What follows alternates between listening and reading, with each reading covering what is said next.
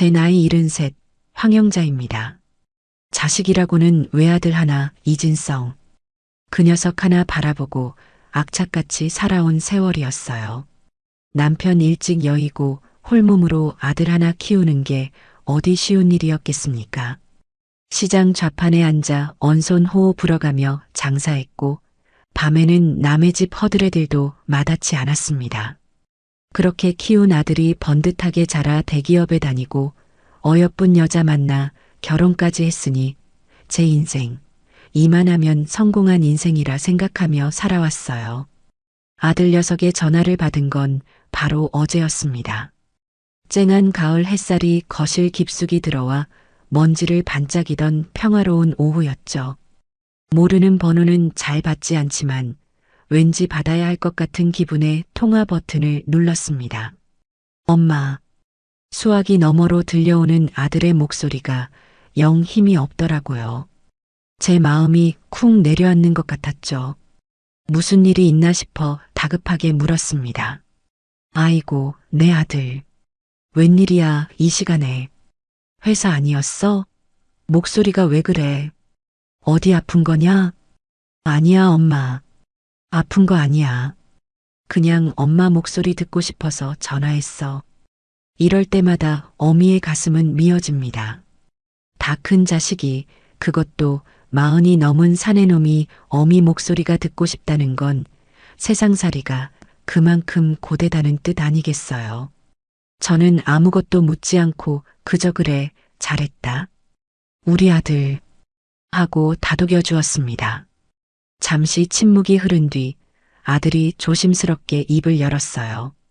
엄마, 나 엄마가 해준 갈비찜 먹고 싶어? 그 한마디에 제 눈시울이 뜨거워졌습니다. 어릴 적부터 유독 제 갈비찜을 좋아했던 녀석이었죠. 명절이나 생일 같은 특별한 날이 아니면 잘 해주지 못했던, 그래서 더 귀했던 음식이었습니다.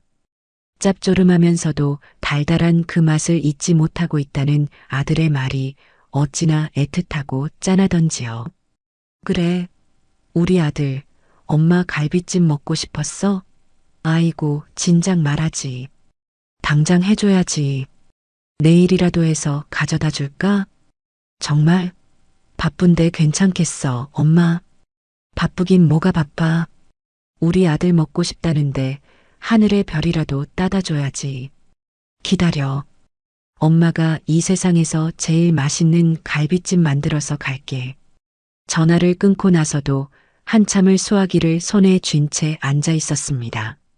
마음 한편이 아리면서도 다른 한편으로는 아들이 여전히 나를 필요로 한다는 생각에 기운이 솟는 듯 했어요.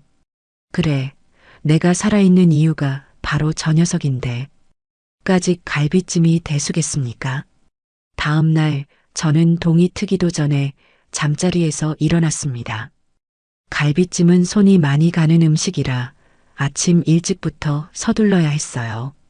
겉옷을 단단히 챙겨 입고 단골 정육점으로 향했습니다. 이른 시간이라 문을 열었을까 걱정했는데 다행히 부지런한 주인장이 가게 불을 환하게 켜놓고 있더라고요. 사장님, 나 좀 봅시다. 오늘 들어온 소갈비 중에 제일 좋은 놈으로 줘요. 우리 아들 해줄 거라 돈 아끼지 말고 무조건 제일 좋은 걸로. 제 말에 주인장은 냉장고 깊숙한 곳에서 먹음직스러운 선홍빛 갈비 한 짝을 꺼내 보여주었습니다. 마블링이 눈꽃처럼 곱게 퍼져 있는 최상급 한우 갈비였어요.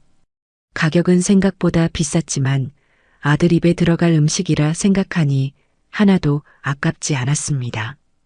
두툼하게 썬 갈비를 2근 넘게 사서 묵직한 봉투를 들고 집으로 돌아오는 발걸음은 날아갈 듯 가벼웠습니다. 집에 오자마자 본격적으로 갈비찜 만들기에 돌입했어요. 먼저 찬물에 갈비를 담가 핏물을 빼는 것부터 시작했습니다.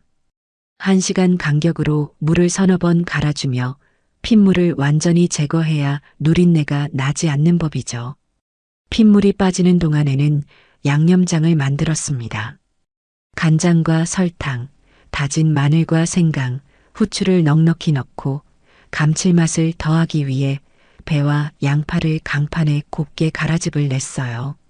마지막으로 고소한 참기름을 한 바퀴 둘러주니 코끝을 간지리는 맛있는 냄새가 온 집안에 퍼지기 시작했습니다. 핏물이 빠진 갈비는 끓는 물에 한번 데쳐내 불순물과 기름기를 제거했습니다. 그리고는 찬물에 깨끗하게 헹궈 칼집을 냈어요. 양념이 속까지 잘 배도록 하는 저만의 비법이었죠. 커다란 냄비에 갈비를 담고 정성껏 만든 양념장을 부어 버무린 뒤 센 불에서 끓이기 시작했습니다. 보글보글 끓어오르기 시작하면 불을 줄이고 뚜껑을 덮은 채 1시간 넘게 뭉근하게 졸여야 해요. 고기가 야들야들해지고 양념이 뼈와 살 속으로 깊숙이 스며들 때까지요. 갈비가 익어가는 동안 밤과 대추를 손질하고 무와 당근은 모서리를 둥글게 깎아 준비했습니다. 모양도 예쁘지만 이렇게 해야 끓이는 동안 으스러지지 않고 모양이 살아있거든요. 1시간쯤 지났을까 뚜껑을 열어보니 간장 양념이 반쯤 졸아들어 있었습니다. 젓가락으로 고기를 쿡 찔러보니 부드럽게 쑥 들어가더라고요. 그때 준비해둔 밤과 대추, 무와 당근을 넣고 다시 30분을 더 졸였습니다. 마지막으로 은행과 잣을 고명으로 올리고 윤기가 자르르 흐르도록 물엿을 살짝 넣어 마무리하니 제 평생의 노하우가 담긴 황영자표 명품 갈비찜이 완성되었습니다. 커다란 김치통에 완성된 갈비찜을 식지 않도록 차곡차곡 담았습니다. 혹시나 국물이 셀까봐 랩으로 한번 감싸고 뚜껑을 닫은 뒤 보자기로 곱게 쌌어요. 시간은 어느덧 점심시간을 훌쩍 넘기고 있었습니다. 아들 녀석이 퇴근하고 돌아오면 아내와 함께 저녁으로 맛있게 먹을 모습을 상상하니 절로 미소가 지어졌습니다. 옷장에서 가장 좋은 외출복을 꺼내 입고 머리도 곱게 빗었습니다. 아들 집에 가는 길은 언제나 설레는 길이었죠. 버스를 2번 갈아타고 다시 마을버스로 갈아타야 하는 먼 길이었지만 조금도 힘들지 않았습니다. 묵직한 갈비찜통을 든 팔은 조금 아팠지만 그 무게만큼 아들을 향한 제 사랑이 담겨 있다고 생각하니 오히려 마음이 든든했어요. 드디어 아들이 사는 아파트 단지에 도착했습니다. 높게 솟은 아파트가 왠지 오늘따라 더 낯설게 느껴졌습니다. 현관 비밀번호를 누르고 안으로 들어서자 서늘한 공기가 저를 맞았습니다. 신발장에는 며느리인 신미연의 하이힐 한 켤레만 놓여 있더라고요. 아들은 아직 퇴근 전이고 며느리 혼자 집에 있는 모양이었습니다. 애미야 나왔다. 제가 들어서는 기척에도 며느리는 거실 소파에 비스듬히 누워 스마트폰만 들여다보고 있었습니다. 제 목소리를 듣고서야 마지못해 고개를 들더군요. 어머니 오셨어요? 그 목소리에는 반가움이라고는 눈곱만큼도 찾아볼 수 없었습니다. 저는 애써 서운한 마음을 감추고 웃으며 말했어요. 그래. 우리 진성이가 엄마 갈비찜 먹고 싶다고 해서 좀 만들어 왔다. 저녁에 둘이 같이 먹어. 그러면서 갈비찜통을 식탁 위에 올려놓았습니다. 며느리는 소파에서 일어나지도 않은 채 흘긋 갈비찜통을 쳐다보더니 다시 스마트폰으로 시선을 돌렸어요. 그 무심한 태도의 속에서 천불이 나는 것 같았지만 아들을 생각해 꾹 참았습니다. 진성이는 아직 퇴근 안 했나 보구나. 요즘도 많이 바쁜가 봐. 얼굴 보기가 힘드네. 네, 바쁘겠죠. 단답형의 쌀쌀맞은 대답. 더 이상 대화를 이어가기가 민망할 정도였습니다. 어색한 침묵을 깨고 제가 먼저 말했어요. 이거 냉장고에 넣어놔야겠다. 저녁에 데워서 먹기만 하면 돼. 제가 낑낑거리며 무거운 갈비찜통을 들고 주방으로 향했습니다. 냉장고 문을 열고 통을 넣으려는데 등 뒤에서 차가운 며느리의 목소리가 들려왔어요. 어머니, 그거 그냥 가지고 가세요. 순간 제 귀를 의심했습니다. 제가 잘못 들었나 싶어 며느리를 돌아보았죠. 어느새 며느리는 소파에서 일어나 팔짱을 낀 채 저를 싸늘하게 쳐다보고 있었습니다. 뭐라고? 지금 뭐라고 했니? 그거 도로 가지고 가시라고요. 저희 집 냉장고에 그런 거 넣을 자리 없어요. 저는 너무나 황당해서 말이 나오지 않았습니다. 이게 대체 무슨 상황인가 싶었어요. 아니, 애미야. 이게 무슨 소리야? 진성이가 먹고 싶다고 해서 내가 새벽부터 일어나 만든 음식인데. 제 말이 채 끝나기도 전에 며느리가 비웃음 섞인 목소리로 말을 잘랐습니다. 진성 씨가요? 진성 씨는 그냥 해본 소리겠죠. 어머니, 제가 음식물 쓰레기 때문에 얼마나 스트레스 받는지 모르세요? 이런 거 가지고 오시면 제가 다 처리해야 하잖아요. 안 그래도 골치 아파 죽겠는데. 음식물 쓰레기라니. 제 심장이 바닥으로 쿵 떨어지는 기분이었습니다. 아들을 위해 정성껏 만든 이 음식이 며느리에게는 그저 처리하기 곤란한 음식물 쓰레기일 뿐이라는 사실이 믿기지 않았어요. 너 지금 말을 어떻게 그렇게 하니? 내가 니들 먹으라고 이 고생을 해서 만들어 왔는데 음식물 쓰레기? 제 목소리가 저도 모르게 높아졌습니다. 그러자 며느리의 표정이 더욱 차갑게 굳어지더군요. 그럼 이게 음식물 쓰레기가 아니고 뭐예요? 요즘 세상에 누가 이런 걸 집에서 만들어요? 냄새나고 기름 튀고 귀찮게. 그냥 배달시켜 먹으면 훨씬 맛있고 간편한 세상이라고요. 어머니가 이런 거 해오시는 거 솔직히 말해서 부담스러워요. 부담스러워? 어미가 자식 먹을 것 좀 해다 주는 게 부담스러워? 네, 부담스러워요. 그리고 이런 거 해오지 말라고 제가 몇 번을 말씀드렸어요. 어머니의 그 낡은 방식 저희한테 강요하지 마세요. 저희는 저희 방식대로 살고 싶으니까요. 낡은 방식?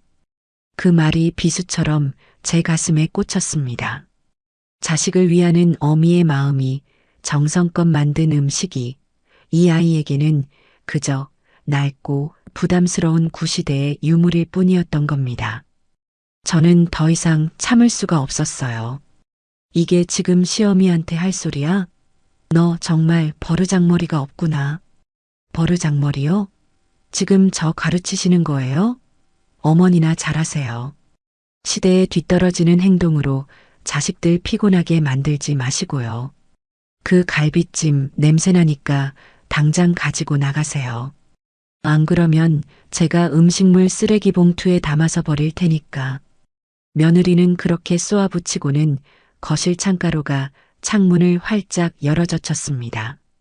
마치 제게서 제가 가져온 갈비찜에게서 나는 냄새를 환기라도 시켜야겠다는 듯한 행동이었죠. 그 순간 제 머릿속에 무언가가 툭 하고 끊어지는 소리가 들렸습니다. 이것은 단순한 의견 차이나 세대 차이가 아니었어요. 이것은 인간에 대한, 저에 대한 명백한 모욕이자 멸시였습니다. 저는 조용히 냉장고 문을 닫고 식탁 위에 놓인 갈비찜통을 바라보았습니다. 윤기가 자르르 흐르는 갈비찜 위로 아들의 웃는 얼굴이 아른거리는 듯 했습니다. 그리고 결심했습니다. 이대로는 절대 넘어갈 수 없다고요. 속에서부터 뜨거운 것이 울컥 치밀어 올랐습니다. 방금 끓여낸 용암이라도 목구멍을 타고 역류하는 듯한 기분이었어요. 내 평생 누구에게 이런 모욕을 당해본 적이 있었던가. 시장 바닥에서 좌판을 깔고 장사할 때 억지를 부리는 손님들과 언성을 높인 적은 덜어 있었습니다. 하지만 그건 어디까지나 먹고 살기 위한 몸부림이었고 그들도 나도 서로의 고단함을 어렴풋이 짐작하는 싸움이었죠. 하지만 지금 이건 달랐습니다. 이건 생존의 문제가 아니었어요. 이건 한 인간의 존엄에 대한 문제였습니다. 내 아들의 아내라는, 며느리라는 이름으로 내 인생 전부를 부정당하는 기분이었습니다. 저는 차갑게 식어가는 갈비찜통에서 시선을 떼고 팔짱을 낀 채 오만하게 저를 내려다보는 며느리를 똑바로 마주 보았습니다. 제 눈빛이 변한 것을 느꼈는지 며느리의 입가에 걸려 있던 냉소가 살짝 옅어지는 듯 했어요. 애미야, 내가 오늘 너에게 어미로서 그리고 인생 선배로서 마지막으로 가르침을 하나 줘야겠다. 제 목소리는 놀랍도록 차분했습니다. 속에서는 천불이 끓고 있었지만 이럴 때일수록 감정을 앞세워서는 안 된다는 것을 저는 오랜 경험으로 알고 있었죠. 흥분해서 소리를 지르는 것은 결국 지는 싸움이라는 것을요. 가르침이요? 어이가 없네. 어머니, 지금 본인 처지가 어떤지 모르시는구나. 여긴 우리 집이에요. 어머니가 마음대로 와서 큰 소리 칠 수 있는 곳이 아니라고요. 그래, 너희 집이지. 내 아들 진성이가 피땀 흘려번 돈으로 마련한 집. 너는 그 집에 몸만 들어와 앉아 있으면서 마치 네가 이 집의 주인인 양 행세하는구나. 뭐라고요? 제가 몸만 들어와요? 어머니, 말 조심하세요. 저도 이 집의 엄연한 주인이고 진성 씨 재산의 절반은 법적으로 제 거예요. 아시겠어요? 그리고 진성 씨가 번 돈이요? 그 사람이 버는 돈, 제가 아니었으면 벌써 다 까먹고 길바닥에 나앉았을걸요? 제가 얼마나 알뜰살뜰하게 관리하는데. 알뜰살뜰. 그 단어가 어찌나 우습게 들리던지요. 저는 실소를 터뜨릴 뻔한 것을 간신히 참았습니다. 알뜰살뜰? 그 입으로 그런 말이 나오는구나. 그래, 좋다. 네가 이 집의 주인이라 치자. 주인은 손님을 대접할 줄 알아야 하는 법. 하물며 그 손님이 남편을 낳아준 어미일 때는 더 말할 것도 없지. 그런데 너는 지금 그 어미에게 무슨 짓을 하고 있니? 정성껏 만들어 온 음식을 음식물 쓰레기라 칭하고 당장 가지고 나가라 소리치고 이게 주인이 손님에게 할 도리더냐? 손님이요? 어머니가 손님이에요? 일주일에 한 번씩 예고도 없이 쳐들어와서 냉장고 검사하고 살림살이 지적하고 잔소리 늘어놓는 게 손님이에요? 그건 손님이 아니라 불청객, 아니 침입자라고 하는 거예요. 내가 언제 예고 없이 왔어. 항상 오기 전에 너한테 전화하고 온다. 그리고 내가 너한테 잔소리한 게 뭐냐? 아들 녀석 건강 걱정돼서 반찬 좀 신경 써달라. 청소 좀 깔끔하게 해달라. 그게 잔소리더냐? 시어미로서 당연히 할 수 있는 말 아니야? 그게 바로 잔소리라고요. 어머니 세대랑 저희 세대는 달라요. 저희는 반찬 일일이 안 만들어요. 사 먹거나 시켜 먹는 게 훨씬 효율적이라고요. 청소요? 로봇 청소기가 알아서 다 해요. 어머니의 그 낡고 비효율적인 방식을 저희한테 강요하지 마세요. 제발. 며느리의 목소리가 점점 더 날카로워졌습니다. 그 얼굴에는 저에 대한 경멸과 짜증이 노골적으로 드러나 있었어요. 강요? 내가 너한테 갈비찜을 만들라고 시켰니? 아니면 청소를 하라고 빗자루를 손에 쥐어줬니? 나는 그저 내 아들이 걱정되어 내 아들이 먹고 싶다는 음식을 해다 준 것뿐이다. 그런데 너는 지금 그 마음을 짓밟고 있어. 내 마음뿐만이 아니라 네 남편의 마음까지도. 진성 씨 마음이요? 그 사람은 그냥 엄마한테 효자 노릇하고 싶어서 빈말로 한 소리겠죠. 정말 먹고 싶었으면 저한테 사달라고 했을 거예요. 어머니표 갈비찜이요? 솔직히 말할까요? 짜고 달기만 하고 고기는 질기고 요즘 사람들 입맛에는 전혀 안 맞아요. 그냥 어머니 혼자만 맛있다고 착각하시는 거예요. 그 순간 저는 더 이상 이 대화가 의미 없음을 깨달았습니다. 이 아이는 처음부터 저와 소통할 마음이 없었어요. 그저 저를 깎아내리고 제 존재를 부정하고 싶을 뿐이었습니다. 제 평생의 세월과 제 아들을 향한 사랑과 제 음식에 담긴 정성, 그 모든 것이 이 아이 앞에서는 한낱 조롱거리에 불과했습니다. 저는 더 이상 아무 말도 하지 않고 조용히 몸을 돌려 현관으로 향했습니다. 신발을 신기 위해 허리를 숙이는데 등 뒤에서 승리감에 가득 찬 며느리의 목소리가 들려왔습니다. 그래요, 잘 생각했어요. 그거 들고 어서 가보세요. 그리고 다시는 이런 것 좀 가지고 오지 마세요. 정말 지긋지긋하니까. 저는 묵묵히 신발을 신었습니다. 그리고 몸을 일으켜 세워 현관문을 열려고 손잡이를 잡았어요. 바로 그때였습니다. 제 어깨를 누군가 거칠게 잡아챘습니다. 돌아보니 며느리가 분노로 이글거리는 눈으로 저를 노려보고 있더군요. 어머니, 지금 제 말 무시하는 거예요? 대답도 안 하고 그냥 가시겠다? 무슨 대답을 원하니? 더 이상 할 말이 없는데. 할 말이 왜 없어요? 어머니가 저한테 막말한 거 사과하고 가셔야죠. 사과? 내가 너한테 사과할 것이 무엇이 있느냐? 오히려 사과는 네가 나에게 해야지. 제 단호한 말에 며느리의 얼굴이 시뻘겋게 달아올랐습니다. 그리고 다음 순간 저는 제 평생 상상조차 해보지 못했던 일을 당하고야 말았습니다. 며느리가 제 머리 위로 손을 뻗더니 제 머리카락을 한 움큼 움켜쥐고는 거칠게 잡아당겼습니다.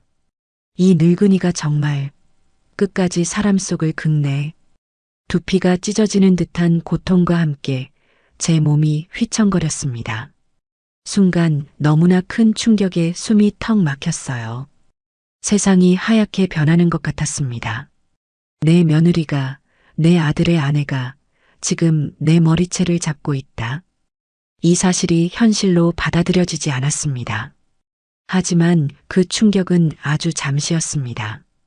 제 안에서 무언가 차갑고 단단한 것이 솟아올랐습니다. 비명을 지르거나 몸부림을 치거나 같이 머리채를 잡고 싸우는 것은 어리석은 자들의 방식이죠. 저는 그런 식으로 제 품위를 떨어뜨리고 싶지 않았습니다. 저는 고통 속에서도 허리를 꼿꼿이 세우고 제 머리채를 잡고 있는 며느리의 눈을 똑바로 쳐다보았습니다. 제 눈빛에는 두려움이나 분노가 아닌 차가운 경멸만이 담겨 있었어요. 지금 이거 안 놓으면 네 인생은 오늘로 끝이다. 제 목소리는 속삭이듯 작았지만 얼음장처럼 차가웠습니다. 제 기세에 눌렸는지 며느리의 눈동자가 흔들리는 것이 보였어요. 당황한 기색이 역력했습니다. 아마도 제가 울고불고 매달리거나 욕을 하며 달려들 것이라 예상했겠죠. 하지만 저의 이런 반응은 전혀 예상하지 못했을 겁니다. 며느리가 잠시 주춤하는 사이 저는 제 머리채를 잡고 있는 며느리의 손목을 다른 손으로 강하게 움켜쥐었습니다. 그리고는 한치의 망설임도 없이 그 손가락을 하나씩 떼어내기 시작했어요. 악령만큼은 젊은 시절부터 누구에게도 뒤져본 적이 없었습니다. 며느리가 악 하는 짧은 비명을 질렀지만 저는 아랑곳하지 않고 마지막 손가락까지 제 머리카락에서 완전히 떼어냈습니다. 자유로워진 저는 한 걸음 뒤로 물러서서 흐트러진 머리를 손으로 정돈하고 구겨진 옷매무새를 가다듬었습니다. 그리고는 숨을 가쁘게 몰아쉬며 저를 쳐다보는 며느리에게 마지막 선고를 내렸습니다. 신미연, 오늘 이전까지는 네가 내 며느리였을지 모르나 지금 이 순간부터 너는 내 며느리가 아니다. 뭐라고요? 내 아들 진성이에게는 내가 직접 말할 것이다. 너와는 더 이상 살 수 없다고. 이 결혼 내가 끝낼 것이다. 어머니, 지금 제정신이세요? 어머니가 뭔데 우리 결혼을 끝내요, 마요 해요. 이혼은 저랑 진성 씨가 결정하는 거라고요. 그래, 결정은 진성이가 하겠지. 하지만 나는 오늘 있었던 일을 전부 하나도 빠짐없이 진성이에게 말할 것이다. 그리고 선택하라고 할 거야. 이 어미를 버리고 너와 살 것인지 아니면 너를 버리고 이 어미와 인연을 이어갈 것인지. 저는 거기까지 말하고는 더 이상 아무런 미련도 없이 현관문을 열고 밖으로 나섰습니다. 등 뒤에서 며느리가 무어라 소리치는 것 같았지만 저는 뒤돌아보지 않았습니다. 차갑고 서늘한 복도 공기가 제 뜨거운 뺨을 식혀주었습니다. 엘리베이터를 기다리는 동안 저는 굳게 닫힌 아들 집의 현관문을 잠시 바라보았습니다. 문 앞에는 제가 오늘 하루 종일 정성을 다해 만든 갈비찜통이 외롭게 놓여 있었습니다. 그 모습이 마치 제 헛된 사랑과 기대를 보는 것만 같아 가슴이 시렸습니다. 하지만 저는 후회하지 않았어요. 오히려 잘 되었다고 생각했습니다. 오늘 이 일이 없었다면 저는 저런 끔찍한 아이를 평생 며느리로 데리고 살 뻔했으니까요. 엘리베이터 문이 열리고 저는 그 안으로 망설임 없이 발을 들여놓았습니다. 이제 전쟁은 시작된 것이었습니다. 아들 집이 있는 아파트 단지를 벗어나 버스 정류장으로 향하는 발걸음은 천근만근 무거웠습니다. 하지만 제 마음은 이상할 정도로 고요하고 차분했어요. 머리채를 잡혔을 때의 충격과 분노는 이미 가라앉았고 그 자리에는 차가운 결심만이 남아 있었습니다. 이 문제를 어떻게 해결해야 할지, 앞으로 어떻게 행동해야 할지 제 머릿속은 쉴 새 없이 돌아가고 있었죠. 집으로 돌아오는 버스 안에서 저는 창밖으로 빠르게 스쳐 지나가는 풍경들을 멍하니 바라보았습니다. 해가 뉘엿뉘엿 지고 있었고 하늘은 붉은빛과 보랏빛이 뒤섞인 오묘한 색으로 물들고 있었어요. 평소 같았으면 참 아름답다고 생각했을 풍경이었지만 그날따라 그 풍경이 처절하게 느껴졌습니다. 마치 제 속에서 피멍이 들고 있는 마음을 대변해주는 것만 같았죠. 수많은 생각들이 머릿속을 스쳐 지나갔습니다. 내가 무엇을 잘못했던 걸까? 내가 너무 아들만 위하고 며느리의 마음은 헤아려 주지 못했던 걸까? 아니, 아무리 생각해도 아니었습니다. 저는 며느리에게 단 한 번도 부당한 요구를 하거나 힘들게 한 적이 없었어요. 오히려 며느리가 불편해할까봐 늘 조심하고 하나라도 더 챙겨주려고 애썼습니다. 하지만 돌아온 것은 상상조차 할 수 없었던 모욕이었습니다. 집에 도착하자마자 저는 손부터 깨끗이 씻고 외출복을 벗어 편한 옷으로 갈아입었습니다. 그리고 잠시 소파에 앉아 숨을 골랐어요. 텅 빈 집안의 고요함이 제 마음을 더욱 무겁게 짓눌렀습니다. 하지만 언제까지고 이렇게 앉아 있을 수만은 없었죠. 저는 결심을 굳히고 전화기를 들었습니다. 그리고 단축번호 1번을 길게 눌렀습니다. 제 인생의 전부인 아들, 이진성의 번호였죠. 신호음이 몇 번 울리고 나서야 아들이 전화를 받았습니다. 퇴근 시간이라 차가 막히는 길 위에서 운전 중인 듯 주변이 소란스러웠습니다. 엄마, 웬일이야? 아들의 목소리는 평소와 다름없이 밝았습니다. 아직 아무것도 모르는 아들의 목소리를 들으니 가슴 한쪽이 저릿하게 아파왔어요. 이 아이에게 얼마나 큰 상처가 될까? 하지만 말해야만 했습니다. 골마 터지기 전에, 더 늦기 전에 도려내야만 하는 상처였습니다. 진성아, 지금 통화 괜찮니? 너에게 꼭 해야 할 말이 있다. 제 목소리가 평소와 다르다는 것을 느꼈는지 아들의 목소리 톤이 조금 낮아졌습니다. 응, 괜찮아. 무슨 일인데 그래, 엄마? 목소리가 왜 그래? 오늘 너희 집에 갔었다. 네가 먹고 싶다던 갈비찜을 만들어서. 아, 정말? 엄마 최고. 미연이한테 얘기 들었어. 고맙다고 저녁에 맛있게 먹겠다고 전해달라던데. 그 말을 듣는 순간 저는 온몸의 피가 차갑게 식는 것을 느꼈습니다. 며느리 신미연. 그 아이는 이미 아들에게 전화를 걸어 거짓말을 늘어놓았던 겁니다. 아무 일도 없었다는 듯이 오히려 고마워하는 척 연기를 했던 거죠. 정말이지 무서운 아이였습니다. 진성아, 엄마 말 잘 들어라. 지금부터 내가 하는 말은 농담도 아니고 화가 나서 하는 소리도 아니다. 전부 사실 그대로를 말하는 것이니 토달지 말고 끝까지 들어. 저는 차분하지만 단호한 목소리로 말을 이어갔습니다. 그리고 오늘 아들 집에 가서 겪었던 일을 처음부터 끝까지 하나도 빼놓지 않고 이야기했습니다. 며느리가 갈비찜을 음식물 쓰레기 취급했던 것부터 저에게 온갖 막말을 쏟아냈던 것, 그리고 마지막에는 제 머리채를 잡았던 것까지 제 이야기가 이어지는 동안 수화기 너머에서는 아들의 거친 숨소리만 들려올 뿐이었습니다. 모든 이야기를 마쳤을 때 잠시 침묵이 흘렀습니다. 아들이 얼마나 큰 충격을 받았을지 짐작이 가고도 남았죠. 잠시 후 아들이 믿을 수 없다는 듯 떨리는 목소리로 입을 열었습니다. 엄마 그게 정말이야? 미연이가 엄마 머리채를 잡았다고? 아니야, 그럴 리가 없어. 뭔가 오해가 있었을 거야. 엄마가 뭔가 오해한 거겠지. 저는 깊은 한숨을 내쉬었습니다.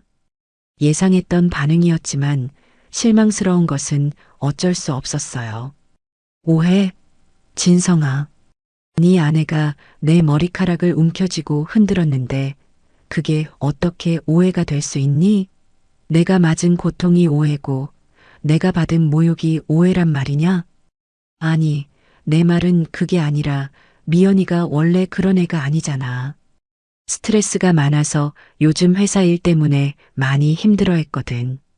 그래서 자기도 모르게 예민하게 반응했을 수도 있어. 엄마가 먼저 뭐라고 심한 말한 거 아니야? 아들의 말은 제 가슴에 박힌 비수를 더욱 깊숙이 후벼 파는 것과 같았습니다. 제 아들이 제 편을 들어주기는커녕 며느리를 감싸고 돌며 오히려 저를 탓하고 있었습니다. 내가 심한 말을 해? 자식 먹일 음식 만들어간 어미가 무슨 심한 말을 했다고 네 아내가 내 머리채를 잡는단 말이냐? 진성아, 너는 지금 이 상황이 제대로 보이지 않는 거냐? 아니면 애써 외면하고 싶은 거냐? 엄마, 제발 진정하고 내 말 좀 들어봐. 분명히 뭔가 잘못된 게 있을 거야. 내가 집에 가서 미연이한테 잘 얘기해 볼게. 둘이 만나서 오해도 풀고 미연이가 엄마한테 사과하게 할게. 응? 그러니까 엄마도 너무 화내지 말고. 사과? 진성아, 이건 사과로 끝날 문제가 아니다. 뺨을 한 대 때리고 미안하다고 하면 없던 일이 되니? 엎질러진 물은 다시 주워 담을 수 없는 법이다. 네 아내는 오늘 결코 넘어서는 안 될 선을 넘었어. 저는 더 이상 아들과 이 문제로 언쟁을 벌이고 싶지 않았습니다. 지금 아들에게 필요한 것은 저의 설명이나 설득이 아니라 스스로 선택해야 하는 냉혹한 현실이었습니다. 진성아, 너에게 선택지를 주겠다. 잘 듣고 오늘 안으로 결정해서 나에게 전화해라. 선택지라니? 무슨 말이야, 엄마? 첫 번째는 오늘 있었던 일을 모두 없었던 일처럼 덮고 네 아내 신미영과 평생을 사는 것이다. 만약 그 길을 선택한다면 너는 오늘부터 이 어미를 없는 사람으로 생각해야 할 것이다. 나는 내 머리채를 잡은 며느리를 다시 볼 생각이 없고 그런 며느리를 감싸고 도는 아들 또한 볼 생각이 없다. 명절에도 내 생일에도 심지어 내가 죽는 날에도 너는 내 앞에 나타나서는 안 된다. 제 단호한 말에 아들은 숨을 꿀꺽 삼키는 듯 했습니다. 저는 잠시 말을 멈추었다가 다시 입을 열었습니다. 두 번째는 그 여자와 이혼하고 이 어미의 아들로 돌아오는 것이다. 그 길을 선택한다면 나는 오늘 있었던 일을 모두 잊고 내 아들 진성이만 바라보며 살아갈 것이다. 네가 얼마나 힘들고 고통스러울지 안다. 하지만 썩은 상처는 빨리 도려내야 새살이 돋는 법이다. 엄마, 어떻게 나한테 그런 선택을 하라고 할 수가 있어. 한쪽은 엄마고 한쪽은 내 아내인데 어떻게 둘 중 하나를 고르라는 거야. 아들이 절규하듯 소리쳤습니다. 그 마음이 오죽할까 싶어 저 또한 가슴이 찢어지는 듯 아팠습니다. 하지만 저는 마음을 더욱 굳게 다잡았습니다. 지금 제가 흔들리면 제 아들은 평생을 저런 여자에게 휘둘리며 불행하게 살게 될 것이 뻔했습니다. 힘든 선택이라는 거 안다. 하지만 어쩔 수 없다. 이건 네가 만든 상황이고 네가 책임져야 할 문제다.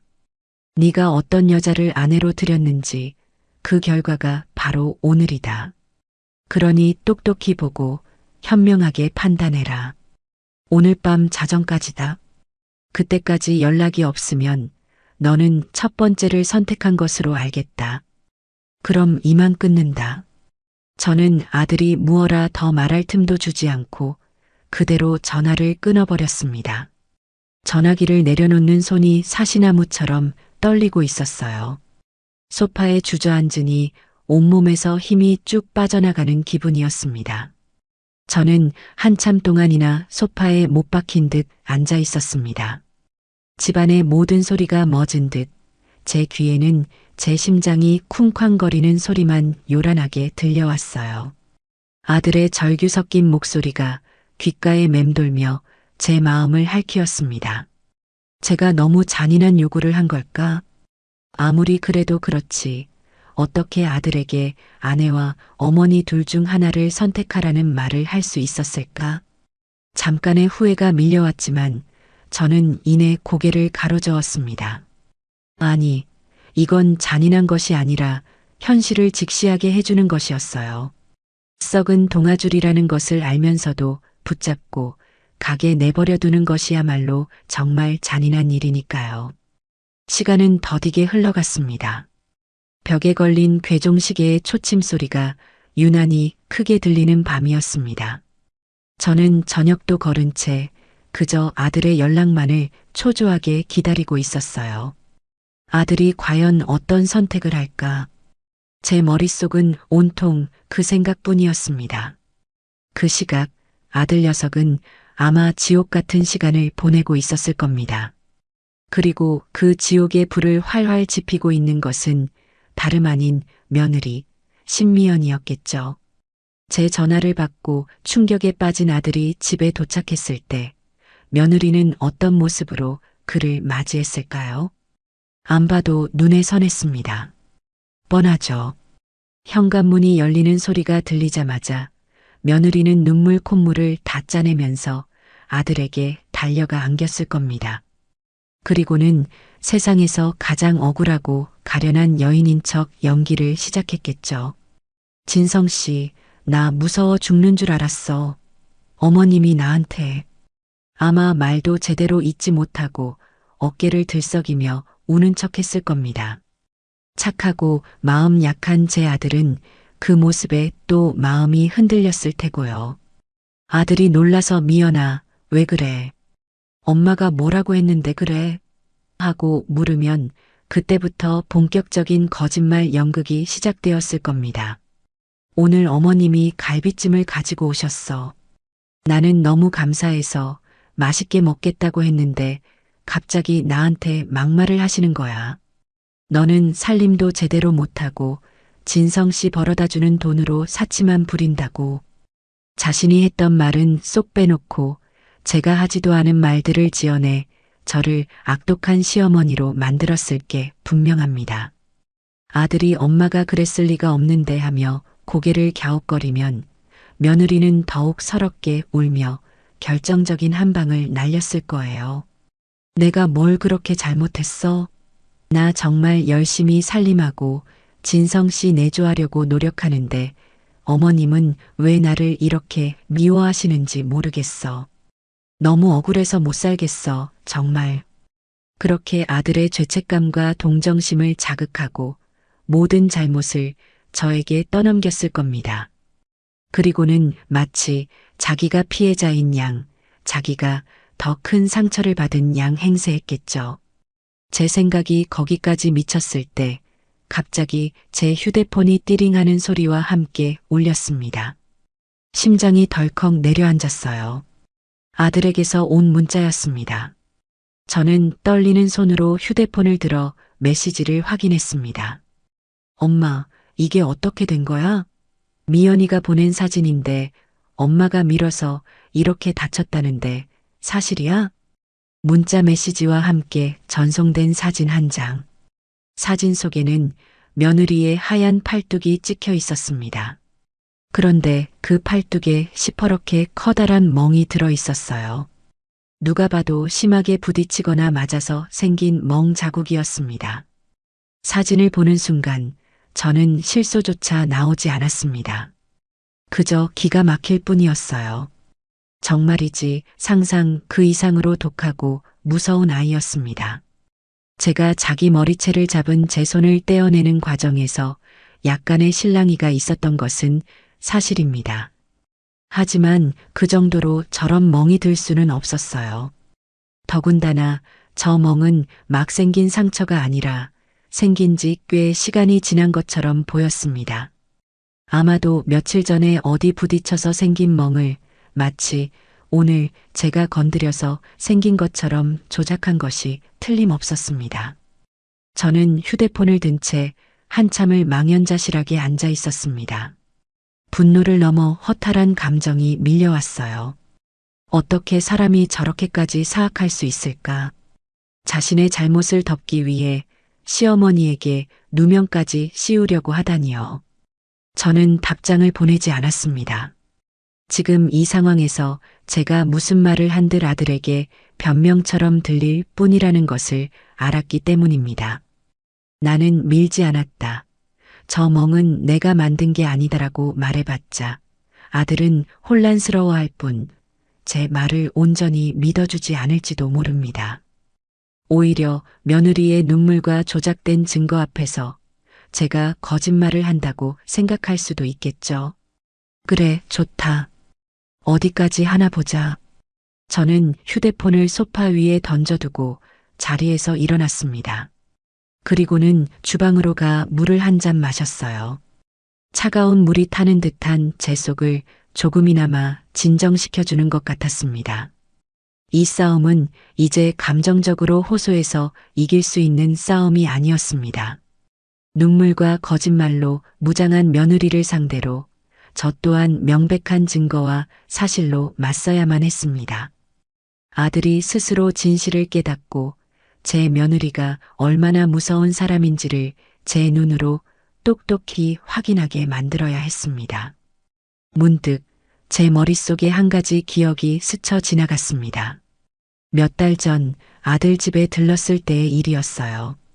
식탁 위에 며느리 앞으로 온 카드 명세서가 놓여 있는 것을 우연히 본 적이 있었습니다. 무심코 훑어본 명세서의 내용은 저를 깜짝 놀라게 했었죠. 백화점 명품관에서 사용한 금액, 고급 스파와 피부관리실에서 결제한 내역, 해외 직구 사이트에서 사용한 달러 금액까지 아들 녀석의 월급만으로는 도저히 감당하기 힘든 수준의 씀씀이었습니다.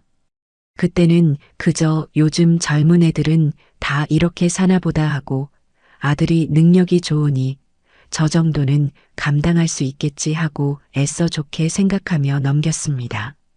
며느리의 사생활을 캐묻는 것 같아 아들에게도 따로 묻지 않았었죠. 하지만 지금 와서 생각해 보니 그 모든 것이 예사롭지 않게 느껴졌습니다. 저는 다시 소파로 돌아와 휴대폰을 들었습니다. 그리고 인터넷 검색창을 열어 무언가를 검색하기 시작했어요. 믿을 만한 흥신소, 심부름센터. 제 평생 이런 단어를 검색하게 될 줄은 꿈에도 몰랐습니다. 하지만 어쩔 수 없었어요. 제 아들을 지키기 위해서라면 저는 악마와도 손을 잡을 수 있었습니다. 몇 군데의 업체 정보를 확인하고 그중 가장 신뢰가 가는 곳에 전화를 걸었습니다. 잠시 망설이다가 저는 조용히 입을 열었습니다. 문의 좀 드리려고 하는데요. 사람에 대해 좀 알아보고 싶어서요. 수화기 너머의 남자는 노련하게 저를 안심시키며 어떤 정보가 필요한지 물었습니다. 저는 제 며느리 신미연의 이름을 말했습니다. 그리고 제가 알고 싶은 것들을 차분히 설명했어요. 그녀의 재정 상태, 평소 행적, 주변인들과의 관계까지. 제가 알고 싶은 것은 진실, 오직 그 하나뿐이었습니다. 전화를 끊고 나니 마음이 조금은 진정되는 듯 했습니다. 이제 공은 저에게로 넘어왔습니다. 며느리가 거짓과 연기로 시간을 버는 동안 저는 조용히 반격의 칼을 갈고 있을 겁니다. 그리고 모든 진실이 밝혀지는 날, 제 아들은 스스로 판단하고 선택하게 될 것입니다. 저는 그렇게 어둠 속에서 한 줄기 빛을 향해 나아갈 준비를 하고 있었습니다. 시계는 어느덧 밤 11시를 향해 가고 있었지만 아들에게서는 더 이상 아무런 연락이 오지 않았습니다. 아들에게 최후 통첩을 한 다음 날 아침이 밝았습니다. 밤사이 아들에게서는 끝내 아무런 연락도 오지 않았습니다. 자정이 넘는 순간까지 저는 혹시나 하는 마음에 휴대폰을 손에서 놓지 못했었죠. 하지만 제 기대는 여지없이 무너졌습니다. 아들은 결국 아무런 선택도 하지 못했던 겁니다. 아니, 어쩌면 선택을 하지 않은 것이 아니라 며느리의 거짓 눈물과 조작된 증거 앞에서 저를 불신하는 쪽을 택했을지도 모를 일이었어요. 아침 햇살이 창문을 통해 길게 들어왔지만 제 마음은 여전히 칠흑 같은 밤이었습니다. 하지만 이상하게도 초조하거나 불안하지는 않았습니다.